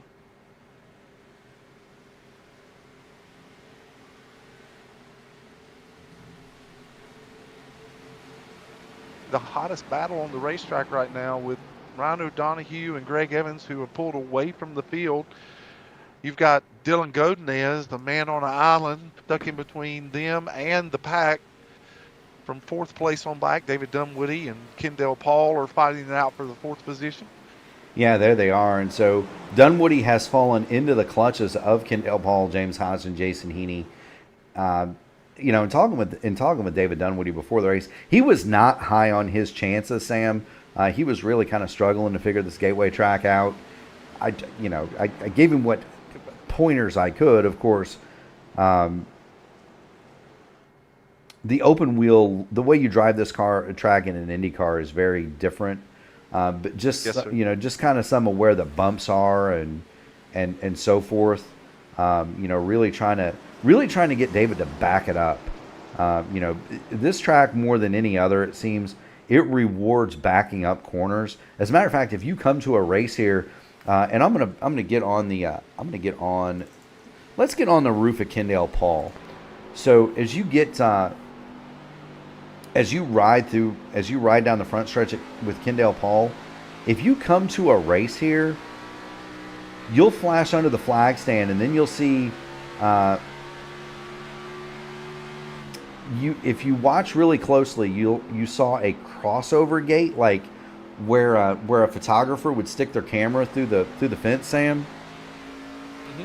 If you watch for that when Kendale Paul comes back around, you'll see Indy cars lifting there. You'll see stock cars when they're in fuel save. You'll see these guys lifting off or starting to back up the throttle at the flag stand.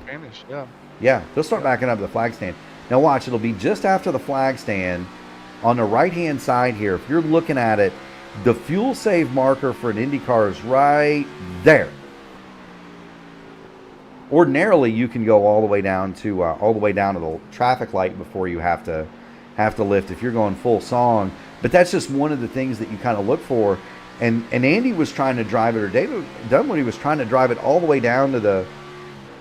He was trying to drive it all the way down the traffic light, and that doesn't work in a stock car.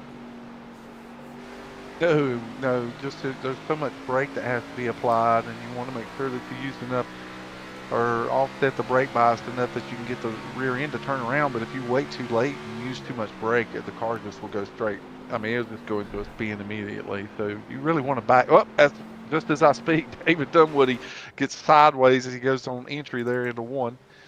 Yeah, there he is. He is gonna get it straightened back up. Dunwoody is gonna succumb to Sean Merriman and fall into the clutches of Colby Pierce. And so there's Dunwoody in the 28. Do want to thank everybody who is joining us on the P1 Broadcasting channel for the Blackmagic Studios Grand National Series. We are live from Gateway. It is the final race of part 2 of this season. And so we've got drivers fighting for the playoffs. Ryan O'Donoghue fighting for positioning. Colby Pierce trying to get in. James Hodgson trying to stay in. And so those are some of the things that we are watching. While we watch them, we want to thank everybody in attendance. Want to let everybody know that's watching from Chicago, from the Schaumburg Convention Center. We're thinking about you up there at SG, the Sim Gaming Expo. If you're in the Chicagoland area, get yourself a ticket. I'll be there tomorrow. I know many of our favorite sim racers are going to be there. I heard from Kyle Clinworth. If you watch the IndyCar top splits and a lot of the league action here, David Dunwoody, my goodness, Sam, wiggling. I don't know how Carricker missed him there on exit. Well, Carricker was wiggling on exit too. And Colby Pierce was right there in the middle of all of it.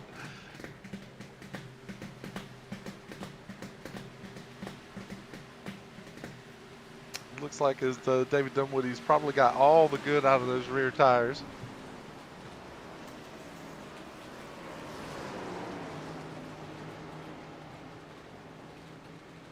In the meantime, things are spreading out for the field. And Greg Evans just makes the pass around Ryan O'Donoghue, and he will take over the lead as we come to the start-finish line this time by. Yes, he does. We have a new leader in the Deuce. We do. Greg Evans has gone past Ryan O'Donoghue. We were watching David Dunwoody. I believe that the staying out bit may have been more than his tires could handle because Dunwoody having an awfully difficult time just holding a straight line. Ryan O'Donoghue lost about a 2-second lead within 5 laps to Greg Evans. And so the heat cycle on those tires, Sam, it might not have. Sometimes it'll do you some good. Sometimes it doesn't. They're going to work under the automobile of Donald Green. This will put Donald 2 laps down. O'Donoghue, though, desperately needs a win for his championship hopes. Matt Mettler coming off the pit lane. He'll now go 2 laps down and really close to 3 laps down. And he wants to stay on the back. He wants to get back by Donald Green because caution comes out, lucky dog, right? But this is going to be interesting. I'm looking forward to seeing what happens here. The other thing is, and we haven't talked about it, Sam, pit in and pit out at Gateway are treacherous.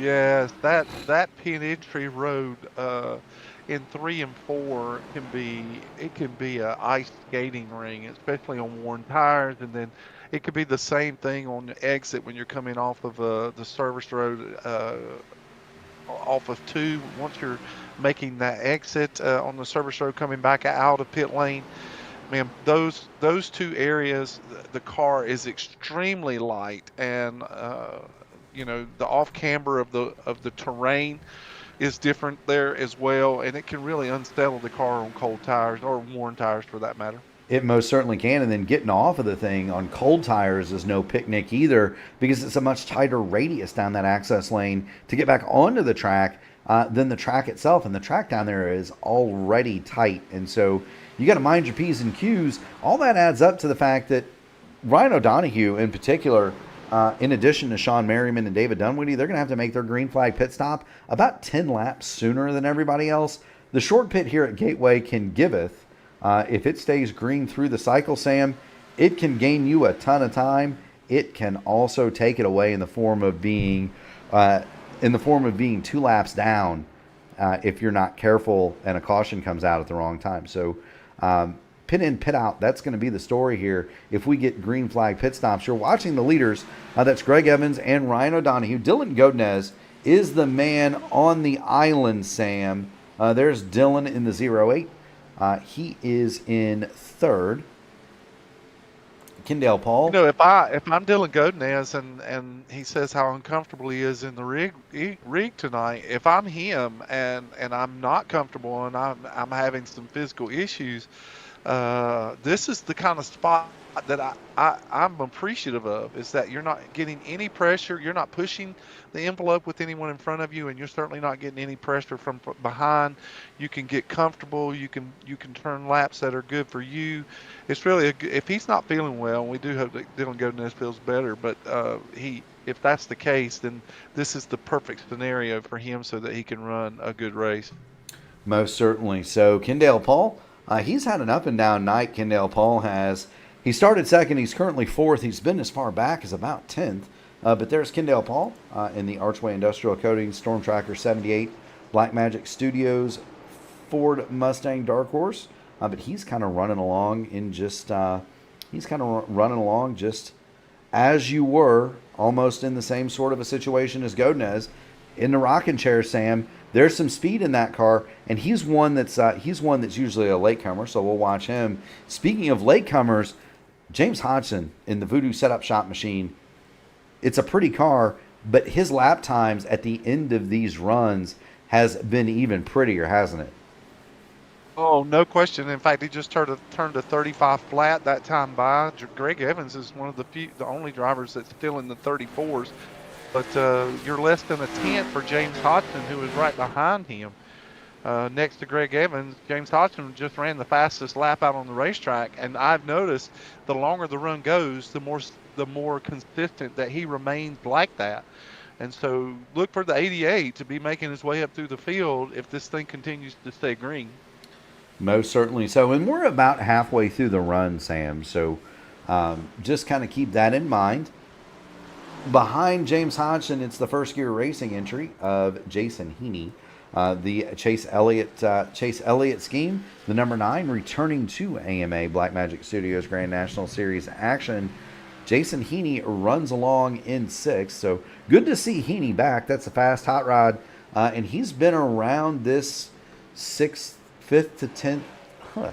He's been around this 5th to 10th area for most of the evening, so good for him. In 7th, you've got John. I'm really curious if Ryan O'Donoghue was able to afford all the repairs on his car.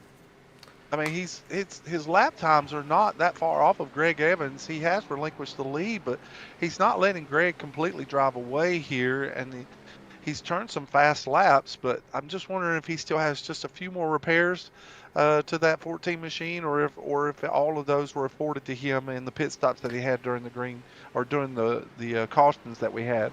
You know, it would seem to me that he probably has, Sam. His last pit stop, he was in the box 34.3 seconds.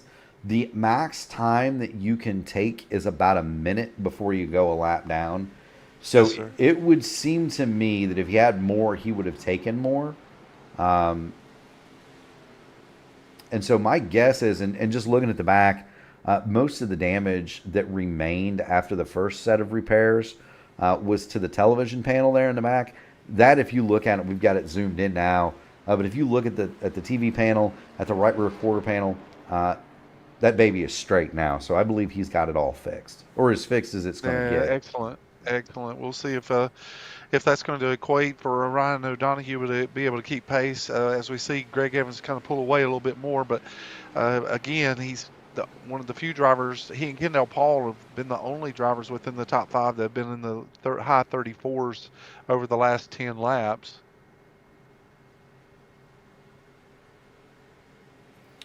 It most certainly does. Just kind of continue our way through the field here. That is the number 72 of John Hutchins, the Wood Brothers inspired paint scheme on that Ford. He runs along in 7th. John has had a quiet night, Sam. He hasn't really been in trouble in the place worship Shinner Ford. We haven't called his name. Hadn't hit anything. Hadn't hit anybody. Hadn't been hit. That's a pretty good night, right? No, I agree with you. No incidents is always something good to hang your hat on, and we're going to hope that he will continue that good drive that he's having tonight in the top 10. Sean Merriman is really a big question mark for me with those much older tires that he has on that 18 machine. He had 20-something laps on those tires whenever he took the green flag. And if he, depending on how long he stays out here, if he can afford that 60-lap run like he did earlier in practice, what kind of lap times will he push for in the last segment of the event that he feels like he might be able to make up some time? Because he is 12 seconds off of the lead now, and that differential continues to widen with every lap. Well, last time through it didn't. We're going to check it this time. He's running laps that are on par with Ryan O'Donoghue and Dylan Godinez, Kendall Paul, 35.331. Last time through, Godinez was 35.305, and that is Dylan's teammate. And so, he was very consistent in practice with his lap times. He did not have the outright speed. But what Sean Merriman did have was a lot of consistency. And so he's actually reeled in a little bit on John Hutchins. He's about half a lap down, and I would expect him 54 laps now on his tires, that Sean Merriman is going to be stopping just about any time. He's going to have to be close to out of gas anyway. And so we'll keep an eye on the pit stop for Sean Merriman. Behind him, Troy Carricker runs along in the 9th spot in the Carlson number 94 machine, and so there's Troy. Now he has been in contact with Justin Osterman this evening, but the 94 otherwise it appears to be clean. There's a scuff on the right front, but it appears to be clean otherwise, Sam. And again, just kind of a quiet drive. He is losing touch though with Sean Merriman, John Hutchins in front, and is being caught currently by this man in 10th, Colby Pierce. And Pierce is having a very, very good night, very quiet. He did have the contact with Sean Roberts earlier. Chalked that one up more to a racing incident than blame somebody. I know Colby was apologizing, but that's more of a class move, I think, than anything else. Anytime two cars come together door to door at exit, that's always a racing deal. And he's got Eric Corder in the Alabama Key Machine right behind him. One thing that we haven't talked too extensively about tonight is this very interesting part of the racetrack on the backstretch. I don't know if you would have time to go back to Troy Carricker's car on lap 107, but on the backstretch, when you're coming off of turn 2, there's an entrance that comes onto the track there, and the wall offsets. It's not flat all the way down the backstretch. I'm not able to go back to that, but we're going to show the fans what Sam's talking about. If you come off of 2, Sean Merriman just announced his pit. Sean Merriman is going to the pits. Colby Pierce. Now we're going to start pit stops if you want to come back to that. Yeah, so there's Sean Merriman. He's bringing the number 18 into the pit lane, and this will kick off green flag stops with 50 to go. Now the leaders, Ryan O'Donohue should be able to go another 10, and then Greg Evans roughly another 10 after that. And so usually, as Sam and I have discussed, it is to your benefit to stay out as long as possible, because this track is notorious for cautions and pit cycles. But if it stays clean and green all the way through, this could be, if not a winning move, a top 5 move, certainly, for Pierce and Merriman. They are on the pit lane, and they're going to be down and away. We're going to get back out onto the racing surface and talk about Andrew Gates, because Andrew Gates in the number 31, that is the teammate to Donald Green in the Danger Close stable. Out of the Danger Close stable, Andrew Gates has very quietly worked his way into the top 10, Sam. Again, kind of just like John. Very quietly. Done a great job. Yes, sir. Just kind of like, our buddy John Hutchins. He hadn't hit anybody. Nobody's hit him. Perfect night. That's a really bright and very lively livery that he's driving tonight. Colby Pierce, too fast exiting pit lane. Oh, wow. Penalty. Too fast. He's coming in to serve that penalty right now. Yep. Too fast. Entering. If he's too fast on entry, that's a 40-second hold in the pit area. Well, we're going to see. I didn't. Well, if it was on entry, it would have held him while he made his stop. This will be the drive-through variety, I believe. Pierce is not going to hit his pit stall, so just needs a drive-through. There he goes. And so a tough break for Colby Pierce, because he had made the strategy call to try to vault himself ahead, and then it goes awry with the penalty. Oh, and I think he may have missed the commitment cone on the back on exit. He got really loose. We're gonna see. If they throw it, it'll be at the start-finish line this time. I thought he got too high and put 2 wheels on the racetrack, Sam. I did too. It looked like he could very well have made an infraction there too. But let's hope that he avoided that gremlin right there. Let's see, Colby Pierce across the line. Does not get the black flag, and so Colby Pierce will continue along. There he is. We've talked about David Dunwoody at length tonight. The only other 2 cars that are still out there that we haven't really discussed, Donald Green, he's soldiering along, Sam.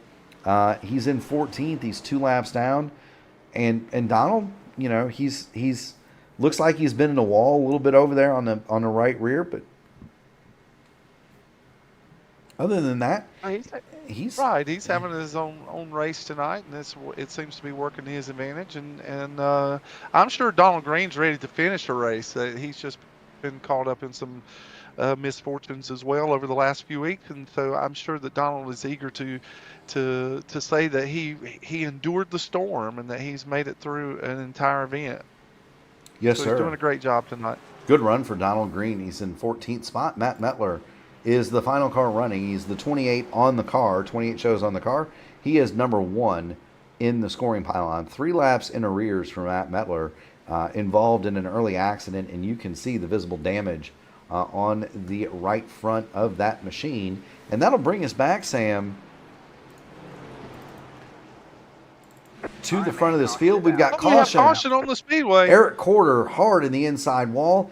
David Dunwoody was on his way down the pit lane, and so Dunwoody's going to have to drive back some through. Of those caution,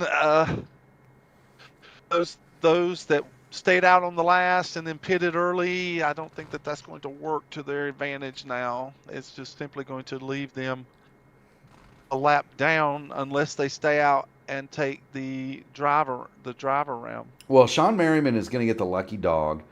Quarter just kind of spun it at exit of turn 4, and that's cold tires.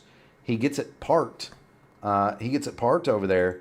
David Dunwoody was on the pit lane. And so he makes his stop. And I believe he had made it across the line. He's going to go a lap down, but he'll get to take the wave around. He had gone across the line before the yellow flag came out, so he takes his service. This man right here, Andrew Gates, have they given the lucky dog yet, Sam? No, they have not that I'm aware of.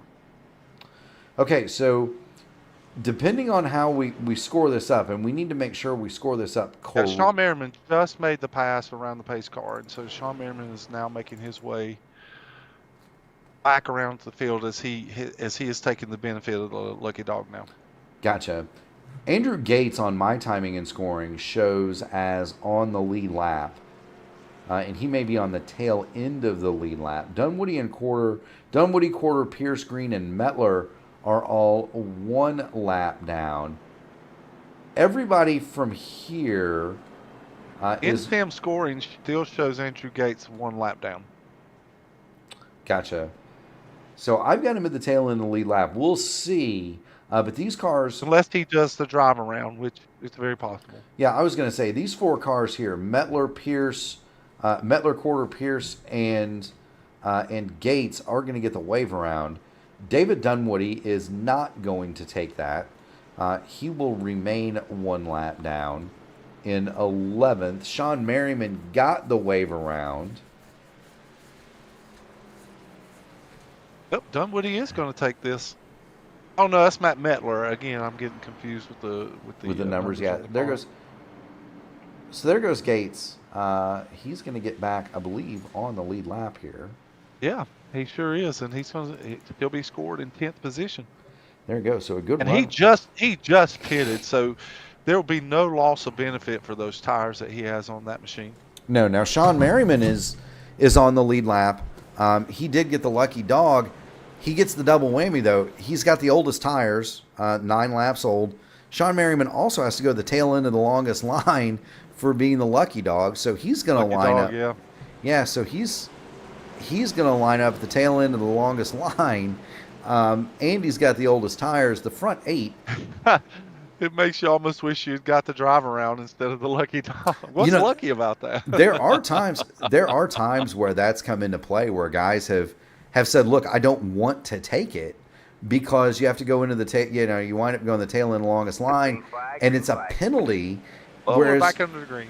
Whereas if you'd have just taken the wave around, like we had one, and it's usually in odd circumstances where there are very few cars on the lead lap, but there are a lot of cars one lap down.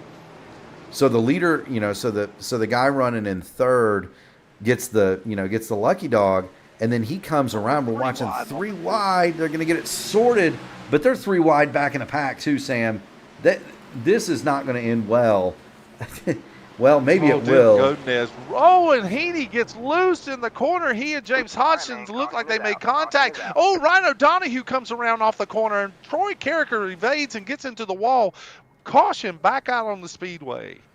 All right, so we're going to start with incident number 1. This is Jason Heaney, and Heaney appears to have had some contact with the 88 of James Hodgson. My goodness sakes, Sam. I race endurance cars with that guy. I should at least know his name, right? Heaney goes around.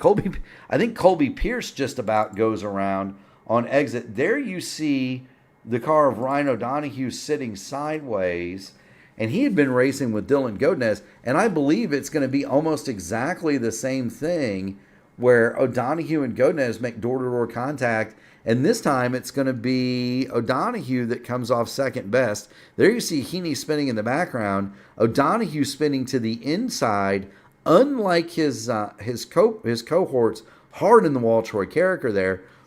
Unlike his cohorts earlier, though, Sam, Ryan O'Donoghue got it locked down and didn't hit anything. So he's going to have some angry Goodyears, which I'm sure he's going to come change. Beyond that, Just changed those tires, yeah. Fortunately, because the tires were so new and had not really produced a lot of heat in them, a slide like that probably would not be causing too much of a detriment since the tires were so cold.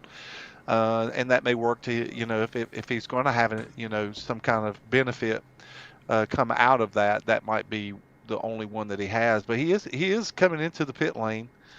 car did not go up on the jacks, and so that tells me that Ryan O'Donoghue is going to get some damage fixed. While we are under caution here, Sam, we're going to hear a message from Black Magic Studios, and we will be back very shortly.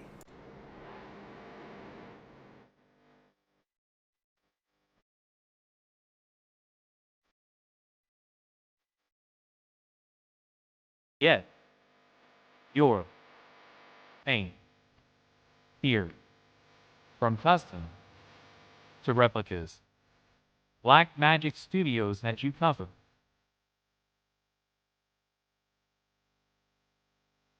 Go to the Black Magic Studios Discord or Facebook to get your paint today.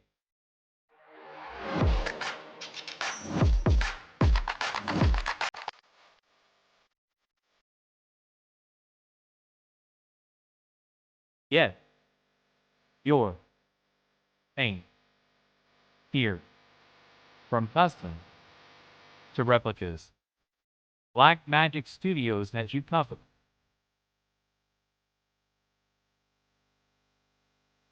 Go to the Black Magic Studios Discord or Facebook to get your paint today.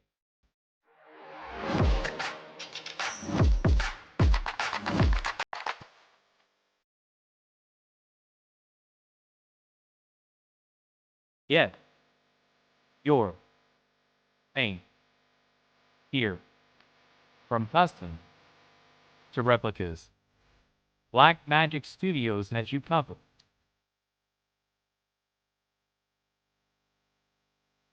Go to the Black Magic Studios Discord or Facebook to get your paint today.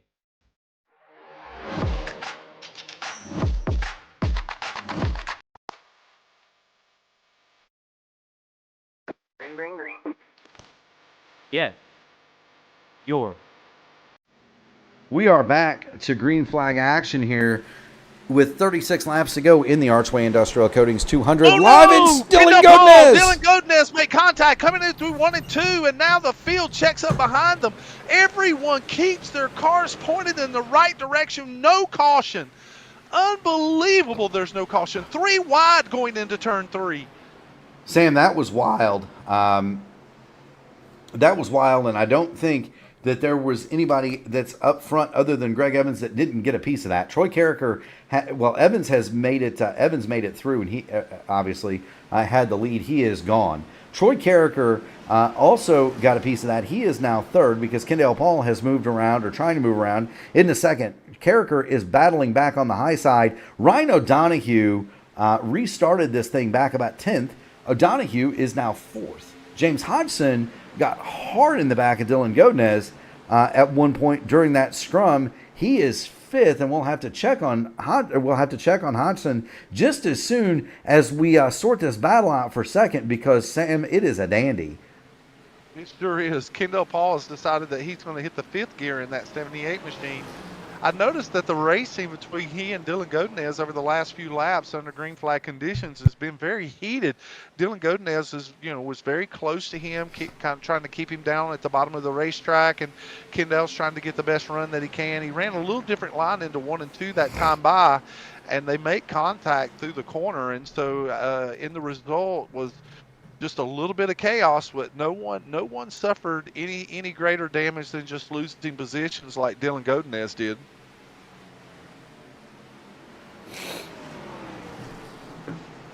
There you go, Ryan O'Donoghue. Kendall Ball is now cleared Troy Carricker. Ryan O'Donoghue is around Carricker as well. So move Troy Carricker back to fourth. Kendall Paul second. Ryan O'Donoghue third. Greg Evans is leading away, Sam.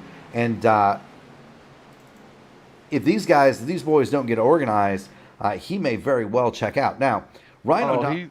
He's on his way to the next race. Yeah, he's headed for the hauler. There's 32 laps to go here in the Blackmagic Studios Grand National Series. It is the Archway Industrial Coatings 200 from Worldwide Technologies Raceway in East St. Louis. That's on the Illinois side. You've got Mark Murphy and Sam Crow in the P1 broadcasting booth.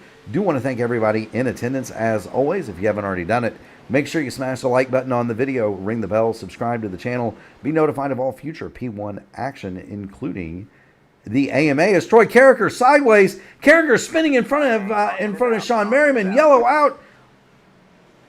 Sam, he didn't save it completely, but he got awfully close to saving that car. And this is going to be sure did. And once he got sideways in the middle of the racetrack, that's an automatic caution here at Gateway. Great job by the drivers behind him to avoid that careening car as it came across the middle, and just a fantastic job by everyone to miss him.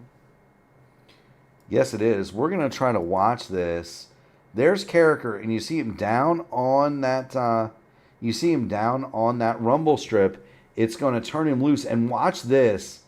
Merriman grabs the brakes, slides it left, manages to avoid. Same for everybody else behind Carricker. He didn't hit all that hard either, Sam.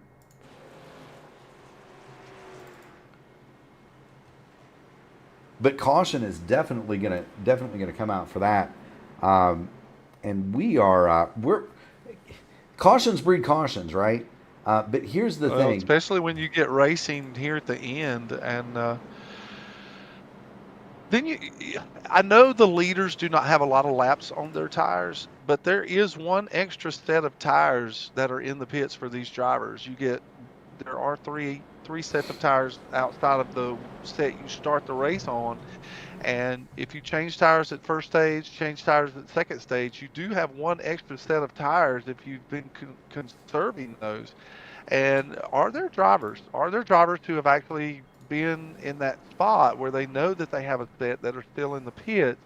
And do they take them now, or do they risk a late caution and utilize those tires in a late caution that may or may not come?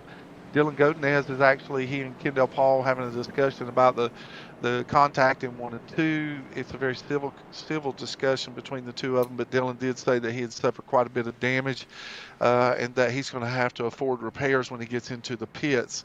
What a shame, because Dylan Godinez has been riding in the top 5 all night long, and so now he's really got his work cut out for him to get back up into that spot. Yes, he does. And speaking of tires, there are two things that you want to consider. If you have a spin or contact, you're more or less going to change them. Ryan O'Donohue has already done that. He is on fresher tires than those around him. The second thing Jason Heaney has called it a night. Well, he'd been on pit lane for 4 minutes, and so Heaney, involved in the last accident, decides discretion is the better part of valor, and so he will pull it off. Matt Metler continues to sit on pit lane. He is not he is continuing to sit on pit lane. He is 6 laps down. He may, if he can Go ahead. If Metler can get back out, he would be able to make up 1 spot if he could complete 2 laps. Donald Green is now scored in 13th, and so the march up the scoring pylon continues for Donald. You get another accident or two, he could sneak a top 10. You have word on Jason Heaney. Yeah, actually, I was going back. I was just trying to find out how did we miss this. Jason Heaney had a good night going, but on lap 126, we completely missed. Jason Heaney on entry into 3, he just lost the back of the car and he began to spin. Well, what happened is the car careened down into the grass area. It came back on the racetrack, but a magnificent piece of driving by Jason Heaney. He was able to save the car at the bottom of the track and turn it back into the pit lane, and that incurs because he comes off of that berming and onto the racetrack, and then his unconventional entrance into the pits, that immediately gives him a penalty. And so I'm just observing, it looks like he just decided to call it a night, considering illegal pit entrance there cost him a huge penalty that he knew that he wouldn't overcome. So he just took the car back behind the wall. There you go. Greg Evans, green flag back out. Greg Evans smashes the loud pedal. And I've got a sneaking suspicion the reason he's eager to get going is he sees what's coming behind him in the form of that number 14, Ryan O'Donoghue. Kendall Paul is going to try to hang tough on the outside, Sam, but the inside line has the advantage going through turns 3 and 4. O'Donoghue's still ahead, and I would expect that he'll complete this pass once we get off of turn number 4. Yeah, Gateway is such a unique track because, yes, the inside line does have an advantage on entry, but it's the outside line that has an advantage on exit. And now we have another caution on the speedway. Sean Merriman is slow coming off of turn number 4. And so here's Merriman. He's to the outside of... He and Andrew Gates make contact. He just wasn't clear by Gates the... just washes up just enough to catch the 18. And a little bit of a kiss to the left front for the 18. He may have to come in and just check the fender well on that car. Make sure that it's not on the tire. Not a hard lick.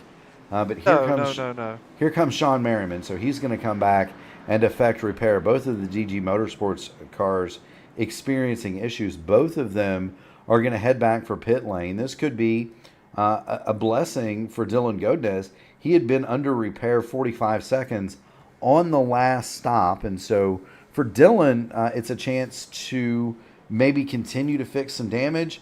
For Ryan O'Donoghue, it's going to be another crack at the deuce. We'll see if Ryan O'Donoghue can pull off the great start that Greg Evans did earlier on, after the first stage. Greg Evans, man, that was probably one of the best guesses on a start that I've seen in a while because he launched exactly at the same time that Ryan O'Donoghue did. That was pretty impressive. Yes, he did. And that is so hard to do.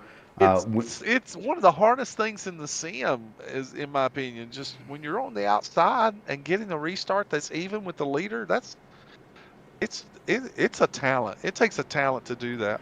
It can. Well, the biggest thing is you can't see it, right? Because of the way the headrests are, unless you lay back, right? And the sim will not allow you to lay back. So you have to be even with him. You have to be doing the same speed, right? It'll only allow you a 1 mile an hour variance, and then they get to choose when they go, and so it is very difficult. I know in the open wheel stuff, you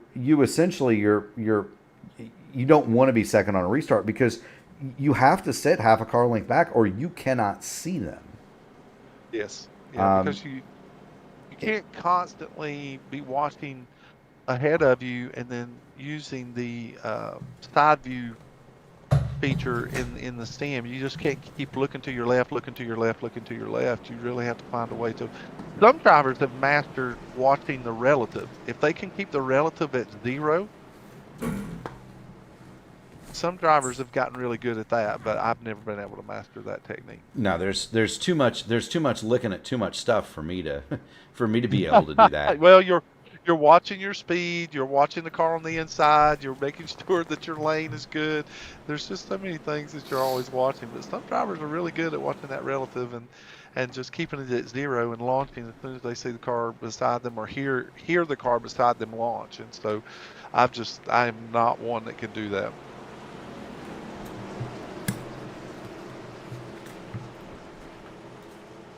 The lights are out on the pace cars. We come out of turn 4, and we're going to get another restart here. We're getting to the closing laps of this event with about 23 laps left. Yeah, we're going to have 23 to go. This time by Greg Evans in the deuce will lead him away, and he gets a massive jump one more time on both Kendall Paul and Ryan O'Donoghue. Kendall is going to try to stick it to the inside, do what O'Donoghue did to him the last time. But he gave him plenty of room that time. Yeah, he gave him plenty of room. He's not going to be able to do it. John Hutchins, excuse me, all over the back of James Hutchins. At least Jason Heaney isn't right behind him. You'd have 3 JHs in a row like we did earlier. I about got all of them confused at once. But this is the battle for the lead. Coming to get 22 laps to go here in the Blackmagic Studios Grand National Series. It is the Archway Industrial Coatings True 100 live from Gateway. It is the last race in the AMA Blackmagic Studios Grand National Series regular season. After this, we're going to head for the playoffs. And Sam, it's a pretty interesting, at least to me, and I probably find odd things interesting, but it's a pretty interesting schedule from here. From here, we're going to have a week off. And then the top 12 drivers are going to have a crack at the championship. We don't have a week off. September 11th, we're going to Bristol for the Never Forget 300. So that's the start of the playoffs. Then an off week. Then Kansas and the Roval is the wild card. How about that? The Roval, October 2nd. Oh, my heavens. Yeah. Where's Logan? Logan Edwards may make an appearance there. I sure hope he does. So you've got so you've got that, and that's a wild card in and of itself because you've got road course specialists that come out for just those races.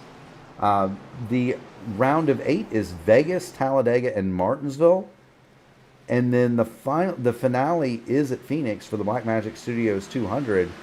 And so we're looking at a ton of fun here in the AMA Blackmagic Studios Grand National Series over the next couple of months. I'm looking forward to it, Sam.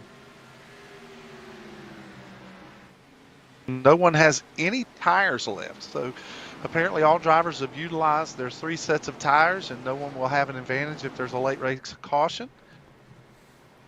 Well, that's not necessarily always true, right, Sam? It's how well you've taken care of them that can be a big difference. Ryan O'Donoghue is not letting Greg Evans get away this time. Greg pulled out to about 4/10. Ryan O'Donoghue has stayed right in that envelope. Remember, Evans, Godinez, and Paul locked into the playoffs. So is Sean Merriman.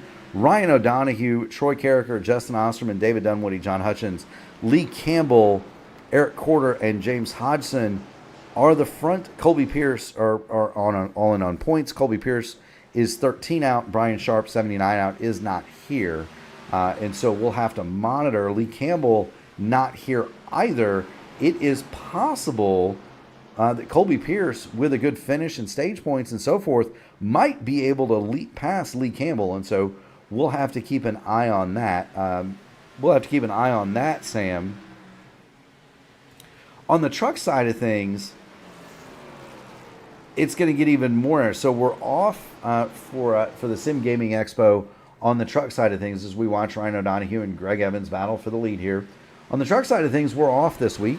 And then we'll go to Bristol next week. And then the Admin Box 175 at New Hampshire will close out the first round of their playoff set. It is the round of 10, which is the top 11 drivers. We'll have September 26th off. And then they have the Roval, Talladega, and Martinsville. Could you get more disparate tracks than that? A road course, Talladega, and Martinsville for a playoff round. Well, if you're going to throw some monkey wrenches into a playoff picture, that is exactly how you do it. I like that, Sam. Monkey wrenches. Con wants to know where we got that ticker. That's a great question. That's a proprietary thing from that was developed in association with some of our partners. But it's pretty neat. So we can change, Sam. It's meant to mimic. It's meant to mimic the NBC broadcasting ticker, but we can change all sorts of stuff. We can change the name of the feature. We can even insert new banners. And so if you go watch, I can change it to iRacing, which we don't use because we display iRacing in the bug at the top. But if we do official broadcast, which Sam, we are starting to get into that a little bit.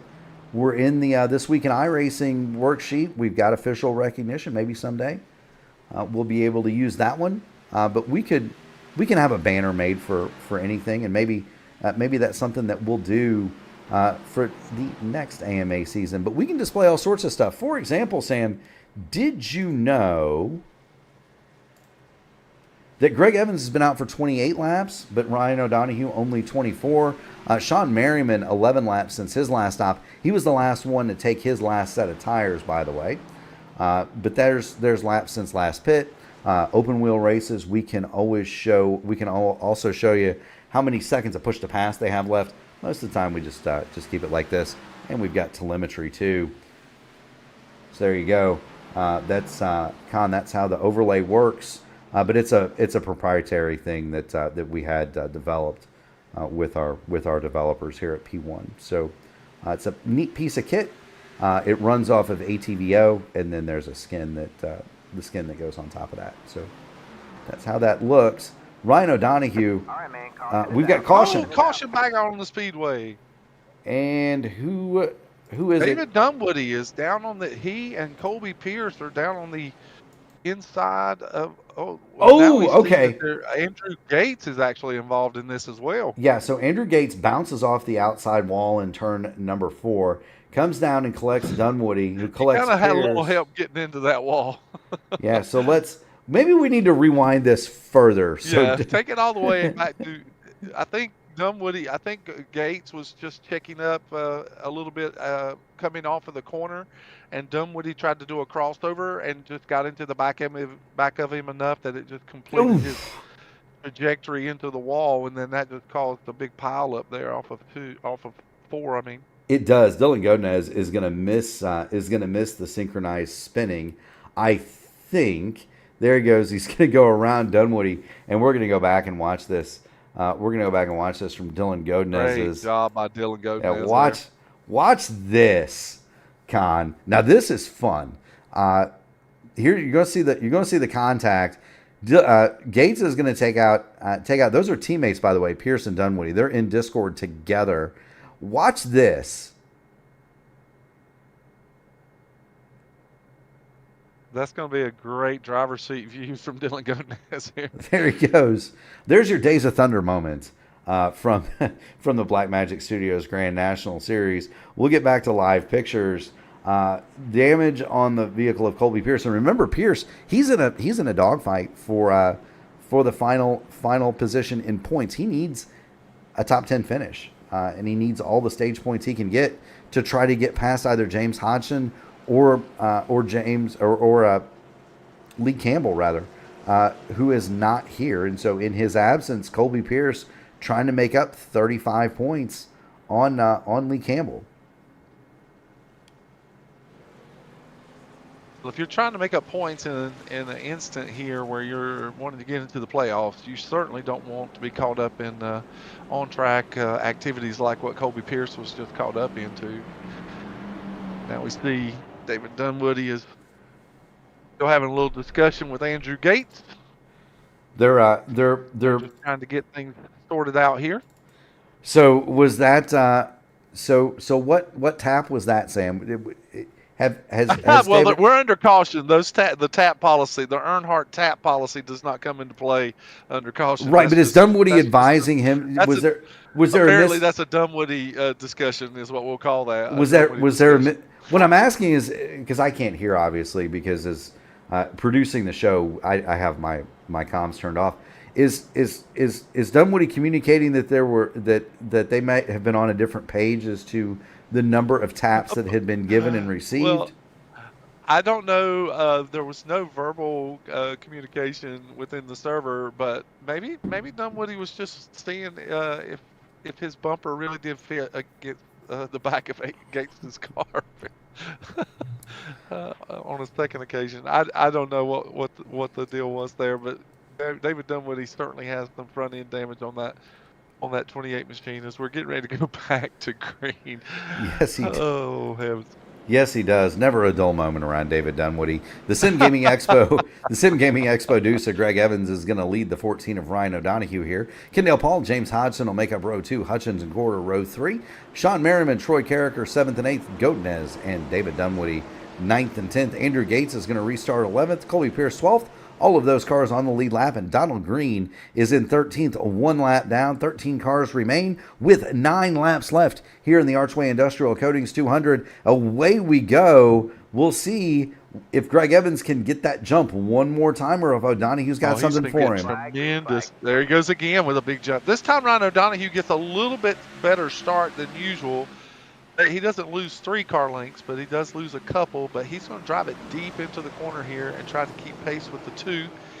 Really a big shout out to John Hutchins for his run tonight. This is probably one of the best runs that he's had in a few weeks, and so we'll see if he's going to be able to maintain that, as Sean Merriman is on the inside of him as they go into 3.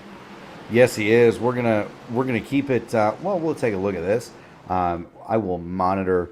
We'll monitor O'Donoghue and Evans because you can still kind of see him. It's John Hutchins in the 72 on the outside. Sean Merriman on the inside.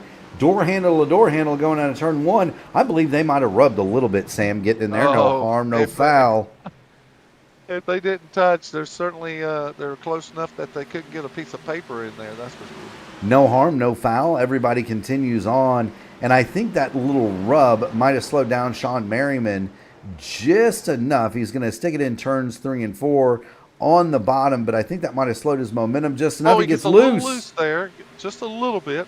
And again, this track is just a little bit different in that the advantage on entry is always on the bottom, but the advantage on exit seems to work so much better on the outside. A lot of drivers can get a big run coming off the corner. Yes, they can. A little bit further back. That's Eric Corder dive into the inside of Troy Carricker. Dylan Godinez also involved. This is 7th, 8th, and 9th. Ryan O'Donoghue is all over the back of Greg Evans, but he just can't quite make the move on the deuce, Sam. Yeah, getting there is one thing, but making that pass is going to be incredibly hard. It's going to take some creative driving and a fast hot rod to get around that too. Greg Evans is a seasoned veteran. He knows exactly how to run that car. But Ryan O'Donoghue has proved that he is not afraid to push the envelope, and so we'll see exactly what happens here as Ryan closes in on entry and tries the best possible way to get a good run coming off the corner as he stays close in the tire tracks of Greg Evans. Yes, he does. We're going to jump in the passenger seat of the 14 of Ryan O'Donoghue. He gets a nice look at the television billboard. I am second. You said that your car has that on there, Sam. Is that are you telling the guy behind them that they are second, or are you saying that you are second, or I'm confused? It's actually an organization of people that of Christian believers that talk, and it's a ministry organization that pushes the importance for those that are Christians and believe that God comes first in their life and that they are second. And so it's not a diminishing comment about an individual, but it is more about placing God and his character and his word and his son first in your life. Very good, Sam. I did not know that, but now I know. We often joke about the I am second plate on their cars, but I did not realize there was that deep of a meaning behind it. And kudos to you guys for that. Ryan O'Donoghue has started to play the peekaboo game, Sam. He sure has. He's been able to keep a little bit of pace with Greg Evans here, and so he's going to make sure that he lets the deuce know that he's in the running for this race. It's probably one of the closest opportunities that the 14's had to finish or get a win in the Xfinity or the Grand National Series here in the AMA Series, and so Ryan's not going to go away. It looks like he's going to push this car for everything it's worth. Yes, he is. Greg Evans a little bit quicker that Last time lap. through. White flag lap. Ryan O'Donoghue drives it deep, Sam, into turns 1 and 2. So did Greg Evans. Greg Evans drove it in there really deep. So deep that he had to diamond the corner. And you'll probably see the same thing here. You'll see a big drive in by the 14 there. But Greg Evans wants to protect the bottom. And now Ryan goes a little high, tries to get a run off, but it looks like Greg Evans is going to come off of turn 4, and he's going to win here at Gateway with a close running 14 behind him, and Kendall Paul in 3rd place. He does indeed, and one of the coolest things that you're going to see in iRacing is the one of the coolest things you're going to see in iRacing is right here at Gateway, the fireworks going off along the backstretch. I'm actually gonna roll that back just a little bit, Sam, so that the fans at home can enjoy the show. Oh, that was a great shot of the winner coming out of turn 2, and those fireworks were going off in 3. That's a great shot.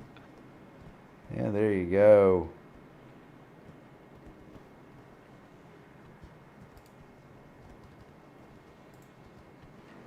I love that animation. It's so good.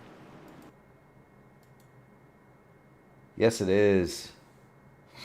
Yes, indeed, it is, Sam. What a great run by some of these drivers tonight. Again, a big shout out to John Hutchins. James Hodgson doing exactly what he needed to do to have a good finish tonight. Tough break for Dylan Godinez, as he was clearly one of the faster cars in the top 5, and ran into some hard racing that sent him back in the field with some damage. Colby Pierce, Andrew Gates, and of course David Dunwoody with a late caution as well. They did not afford repairs, so they stuck it out there and still remained on the lead lap. It's just some good racing all the way around tonight here at Gateway. Most certainly was. Greg Evans is going to be your winner. Surprise, surprise, he leads home Ryan O'Donohue and Kendall Paul. Where have we heard those 3 names before, Sam? James Hodgson, John Hutchins come home in the top 5. Sean Merriman, Troy Carrick are great runs for them, 6th and 7th. Dylan Godinez, he brings it home 8th. Eric Quarter 9th. And Colby Pierce is going to finish 10th in his pursuit of a playoff berth. In 11th, Andrew Gates, David Dunwoody 12th, Donald Green soldiers home to take 13th, Jason Heaney, Matt Metler, Justin Osterman, Sean Roberts, and Matt Sizzler out of the event here at Gateway.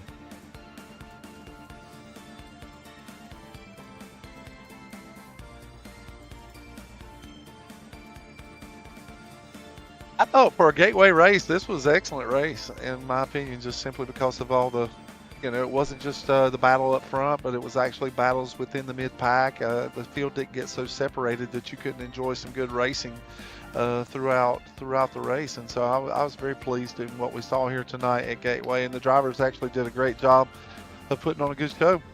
Yes, they did. Speaking of drivers and putting on a show, we've got Kendall Paul in the P1 broadcasting booth. Kendall, you've got Mark and Sam. You hear us? Yeah, got you guys. What's going on? Hey, I tell you what, you had an up and down day. You started outside pole. I think you fell back as far as 11th or 12th. You wind up on the podium in 3rd. It's been a busy week for you two.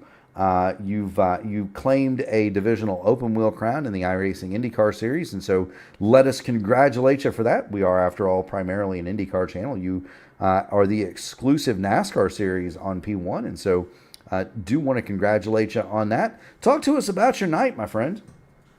Yeah, thanks guys. First of all, for that. It was pretty cool to get one of those in the books. Actually, with IndyCars was my first career win on iRacing, so it's pretty special to get that. But yeah, tonight was kind of an up and down night. I forget, all the stages merged together for me today. But at one point, yeah, we dropped back down to 8th, 9th, 10th place, I think, and we were just getting railroaded there for a while. And I was surprised how I could get the car back up through the field and get it back to 4th. I was really surprised by that. But yeah, tires didn't really fall off as fast as I thought they were going to tonight, so that was very surprising as well. But yeah, just happy to keep the momentum rolling here, getting a 3rd tonight, and still kind of getting used to this setup here in Oklahoma.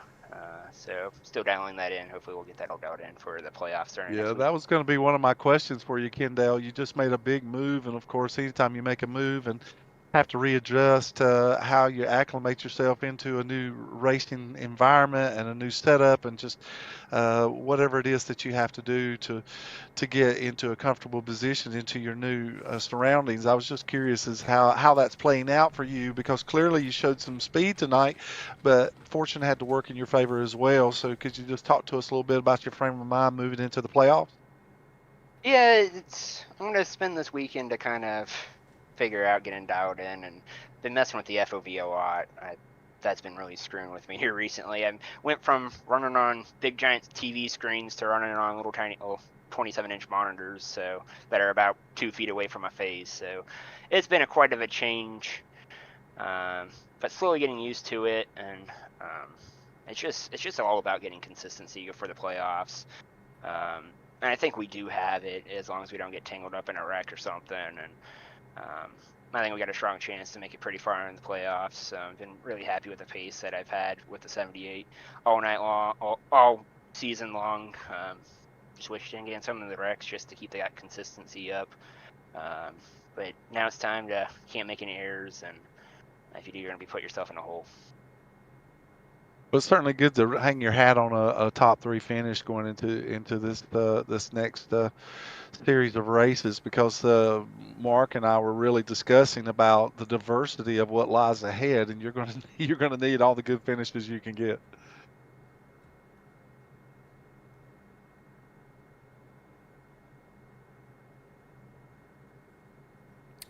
I don't know if we've lost Kendall or not.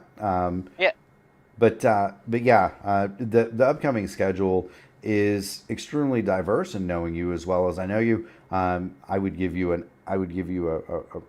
pretty doggone good chance at excelling at each and every one of those different types of tracks. Before you get out of here, you've earned a shot at the mic. Friends, family, sponsors, shout outs. The floor is yours, my man. Like I always do, got to thank Archway Coatings, the company that's made this all possible and made everything what we know of AMA to be like is because of Archway. So I got to thank them. Can't thank them enough. Got to also thank John Mott, Jason Southard for also their contributions to the league. Got to really thank them. They've been a huge help for the league and that sort of stuff. Got to thank all the rest of the league sponsors, Black Magic Studios, or I already said Archway, Rogan Energy, Track Racer, all those guys that put some sort of an admin box. I almost forgot about them. We're going down the order. But gotta thank them for putting in some sort of contributions to the league. It's greatly appreciated. Gotta thank you guys up here in the booth. You guys put on a fabulous show every week, and makes it really enjoyable going back and watching. Also shout out to James and John bringing us home a 3, 4, and 5. That's really big going into the playoffs for all 3 of us. And gotta think shout out the rest of the crew, also Dunwoody and Colby, and unfortunately Brian couldn't join us tonight. Gotta thank him and shout out him, and gotta thank all the staff over here at AMA that helped me out. It's been a great help, especially with going into a bigger college and that sort of stuff, and time is starting to dwindle down for me on how much time I got to run this thing, so they've been a great help. But yeah, gotta thank everybody enough. Can't thank everybody enough. Great job tonight, Kendo. Yes, sir. Get out of here. Go celebrate. Keep going fast, having fun, buddy. Make sure you study. You hear? Yeah, I will.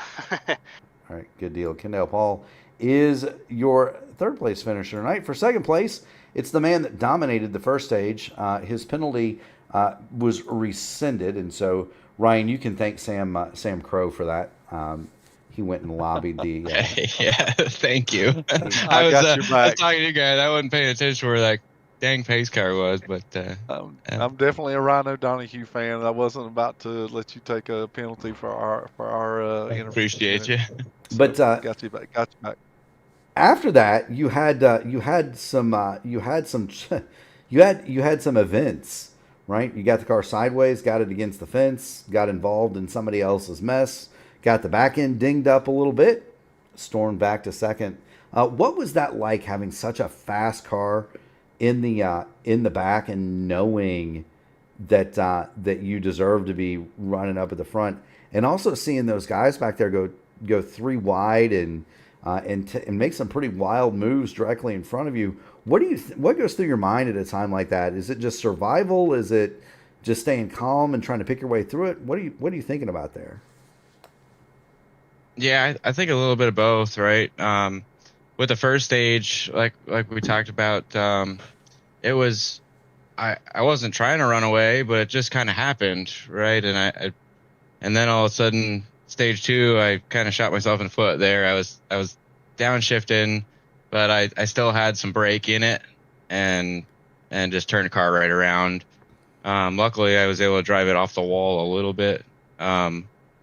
got like a minute and a half of damage fixed up through those 2 cautions, and then right before the end of stage 2, it was kind of a perfect time to take the tires and get the track position back. And then racing Dylan, I just got loose on the bottom. I think I still, for some reason, when I was chasing Greg there, I got another bit of damage because I smacked the wall pretty hard off of 4, and it was like 13 seconds in there. So I think that helped kind of turn the car around in that situation. And then, yeah, it was just being patient, waiting it out. You can't drive the way I was driving back there, right? I was driving super deep into 1 because I was downshifting and rotating the car. And Greg and I were just talking to. He wasn't downshifting. It was something I practiced in practice, and I have a bad habit of not running a long run to see what tire wear looks like, and they looked good after 30 laps, so I figured it was going to work out to do it that way. And yeah, with the roller coaster, that was a lot of up and downs in that one, but racing Greg at the end was a whole lot of fun. Well, Ryan, that's interesting that you talk about downshifting. That was something that I meant to bring up in the broadcast, because there are drivers that feel comfortable at doing that. And so were you downshifting during the first stage? Yeah, yep, I was. And then in the second stage, after I dragged my foot on the brake, I didn't really get it all the way off of there and downshifted. Then I was a little hesitant after that to do it, but picked back up. But you were adjusting the brake bias too as the tires would yeah, for sure. You were making brake bias adjustments. I see. Okay. Well, that makes some perfect sense then about why you had the issue that you did. But you had a great run tonight, and of course the second place finish. And again, you're showing a lot of speed, you're showing a lot of promise, and you just can't keep knocking on the door until finally somebody opens it. And so I'm eager to see how things play out for you in the playoffs. What's going to be your mindset, especially knowing we were discussing with Kendall the diversity of what lies ahead, and Mark was doing a great job of mentioning this as well during the broadcast. You've got the Roval coming up, Bristol coming up, Talladega coming up. I mean, there's just such a broad spectrum of racing venues that you have to go to. How does a driver set his mind knowing that he's got to go into these things and get the best finishes that he can get to try and win a championship, or even a race for that matter? Well, I think starting off right here, right, and going into next week, this is good momentum. We're quick, but then going to different racetracks. Yeah, Talladega is going to be kind of the wild card one, right? I know we run pretty good on the road courses. Starting off at Bristol's, you didn't get what you get, but it felt kind of like that with a truck last week in Darlington, and we started that one off really well. So we got the momentum back. I think I kind of killed it a little bit right before the playoffs, the last few weeks leading up to like these last 2, and we got some back here, so I'm feeling good about it. Excellent. Well, great finish tonight, and a great showing even through the diversity. Good job. Appreciate you. Well, Ryan, you've been up here enough. You know the drill. Friends, family, sponsors, shout-outs. The floor is yours, my man. Yeah, go for it for sure. Check that one off the box first, always. I think I got a couple Ryan, of people watching. you've been doing this enough, Ryan. You've been doing this enough that the girlfriend has to have a name. That's Bridget. She's in the chat as Bridie if she's in there. She is not. Which is just as well. Like I tell my wife Natalie to stay away from it when I'm racing, because every time she watches, I wind up upside down somewhere. She came in a couple of weeks ago, and she came in a few weeks ago, and I wound up stuck in the Sunoco sign in Atlanta. So What? I'll send you the picture. It's pretty fun. But I hated to interrupt your shout outs, but I just think it's funny. I'd like to thank my girlfriend. I think you should name her by name. Yes, that's Bridget. I think I got a couple other friends watching too. Some of them might have fallen asleep. We got an early start at work tomorrow. So, but Mass Surgical Supply, like always, Maxima's on this car. Heatwave, AMA, always. This is going to be a fun playoff running this car too. Kendall, all the admins. Shout out Archway Industrial Coatings, their home race here at Gateway. Black Magic Studios for the Grand National Series sponsor. Track Racer, Rogue Energy, admin box. Sam working a booth. P1 Broadcasting puts on a heck of a show. So hope everybody enjoyed watching.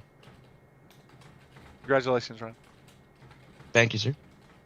I'll send you that picture, Ryan. Keep going fast and having fun, buddy. Heck yeah, look forward to it. Peace out. That is Ryan O'Donohue. He is second place. And no stranger to victory lane, Greg Evans. He leads the series in wins, points, laps led. I'm pretty sure you've got the lowest golf score and the best bowling average at this point too, Greg. Walk us through what that was like tonight. And it was a lot of fun. First run, I think I didn't go quite as hard as I should have.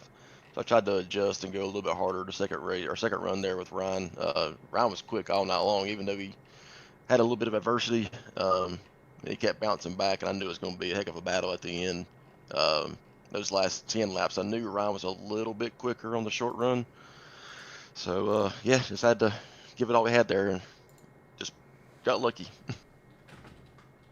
Well, we both know that luck has nothing to do with it when it comes to your online racing ability, Greg. You've got great skill. You've always been fast, and you're a smart driver. So just give us a little insight about what we've talked to some of the other drivers about the playoff run is ahead of us now, and you've gotten into the end of this particular series of races where it gets you into the playoffs.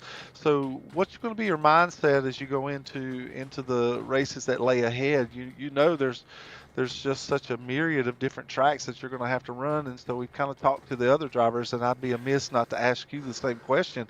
As you're looking at, tracks, short tracks, super speedways, road courses, how do you go into that? Where do you set your head when you know you're going into that and every race counts? I think I don't really honestly know how the playoff system's going to work here. I haven't really paid much attention to it. If it works like everywhere else, I think we're going to have a pretty good cushion for the first or for all three rounds. But honestly, I think you just have to kind of go into it a race at a time. Just go ahead and try to win each race, like we have been all year long, and hopefully it all plays out. And hopefully at the end of it, we'll be there at the end and have a chance for the championship. Well, it's a fantastic drive tonight. We were also talking up here in the booth, the great launches that you're getting on these restarts. One that really impressed me was when Ryan O'Donohue had the point, but you were on the outside and you got one of the best restarts from the second position I have seen in a long time. I don't know if you guessed that out or, can you give us a little insight about what you're utilizing? We talked about this at length in the broadcast, but I think a lot of drivers that may be watching this broadcast may be interested in knowing what do you look for on these restarts, because you were dead even with him on launch, and that is such a rare thing when the lead car has the benefit of when to start. Yeah, it was kind of more of a guessing game. It seemed like he was waiting a little bit longer in the zone each time, and I actually got a little bit wider screen now. I've got 34 inches since I had 32. So I actually went in there and backed up my cockpit a little bit, where as my point of view is where I could see a little bit more to the left without having to look as much. But yeah, it was more of just like a guessing game. I just had a really good feel for whenever he was going the first 2 or 3 other times, and just kind of went off of that and got lucky with it. But it's. If he wouldn't have went, we'd have been in trouble. I was just so impressed with that restart. It was so hard to do that on the outside lane, and then second spot is such a disadvantage for a lot of drivers. But this is Sim Gaming Expo weekend. Mark is going to be heading up there tomorrow, and we've got a lot of racing friends, you and I, that are there. And so you really did a great job of giving your sponsor some exposure one more time before they have their big weekend in Chicago. So great job tonight, Greg. Super, super impressive. You going, Greg? No, unfortunately, I'm not. I'm going to talk to Sam. If everything goes well this year, maybe me and him can fly up there next year and go to. I think it's going to be a heck of a show, and I think that'd be amazing. Be able to be there, but unfortunately, it's just with work and everything, and having a little girl and wife, it's just not feasible this year. So if you want high comedy, there's a 5-race open wheel challenge that I'm in. 3 of those races are on road courses. I turn right about as I don't turn right. So if you want high comedy, watch those 3 races because Gary Godso and Tony Kanaan are calling them. So you can watch and listen to Tony. You can watch and listen to the King of Indianapolis be appalled at my road racing skills. It might give you a chuckle, but thank you so much for joining us, Greg. I'd say shout outs and so forth, but you've already got them. Anybody else you'd like to thank? Friends, family, sponsors, or otherwise? Floor is yours, and then we'll get you out of here. Get you on about your Thursday night. Yeah, like I said, thank Sim Gaming Expo. I hope it goes really well this year. I've always been a little bit jealous of expos and stuff like that overseas and not being able to go, and always kind of hope they would have one in America at one point, or the United States, and it's really great to see that happen. And like I said, hopefully it just gets bigger and bigger each year. I'd love to be able to take or go one time, so good luck to those guys this weekend. Sim Magic, Sim Labs, I know Sim Labs is going to be there. I don't know about Sim Magic yet. I think Sim Shop is going to be there. I think those guys as well, and Freightliner, and we'll try to prepare this week, get ready for the playoffs, and make a run at it. We're looking forward to it, Greg. Great job tonight. Absolutely. Well, thank you so much for your time. Get out of here. Keep going fast, having fun, Greg, and we'll see you at the next one. See you guys. Thank y'all again for everything, and for taking y'all's time out to broadcast at an AMA as well, and we'll see you next week. Looking forward to it. Yes, sir.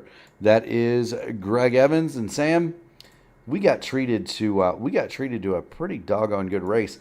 I agree. A lot of people may not want to tune into a race at Gateway, but I thought this race was excellent. I enjoyed this race. It was. It's just like anything else. The fun is where you find it. You and I were able to find some good battles throughout the night tonight, and it really sets up well for what happens next. As a reminder, speaking of what happens next, we are off pretty much all of next week. Because it is week 13. So the Sim Gaming Expo is this weekend. No races Friday, Saturday, or Sunday on P1. We are all going to be in Chicago, or most of us anyway. Monday begins week 13 in iRacing. And so for those of you not familiar with how iRacing works, it is a 12-race schedule, 12-week schedule, followed by 1 week off in the middle where nothing counts, or at least you should never get into anything that does count, right, Sam? Oh, exactly. It's a week of high comedy in the sim, where you get to see all sorts of different stuff. They're testing things because the sim gets completely rebuilt every 12 weeks. And so we are going to take next week completely off, with one exception, Sam, and that is right here at the AMA.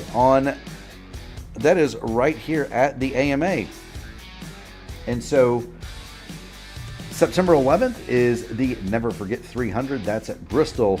Sam and I will be with you at 8:20 a.m. Not 8:20 a.m. Good grief. 8:20 p.m. for the pre-race. 8:35 for the start. It's an endurance race. You and I still do need to run a 24-hour race. I think that'd be hilarious. And then September 12th on Friday, September the 12th, we're going to have the Black Magic Studios night race. That's the trucks from Bristol, 200 laps. Normal service on the P1 Broadcasting Network will resume next Monday, a week from next Monday, with the Indy Open Top Split, and our normal schedule will resume. We would like to thank everybody that makes this possible as well, especially the competitors, the fans. You guys are absolutely wonderful. Brittany is gonna print the picture out of me barrel rolling my IndyCar Pocono and getting stuck in the Sunoco sign at Atlanta for Ryan's inspiration. And so all kinds of great things happening tonight. But we do want to thank everybody who tunes this in. We especially want to thank the people who really make it possible: the military, the police, the firemen, the EMTs that drive the ambulance, and the nurse that gets you out of the wee-woo when you get there. From the bottom of our heart, we thank the real heroes. Sam, let's take a week off, brother. Thank you all. It was a great night. Thank you so much, Mark. We appreciate you. Yes, sir.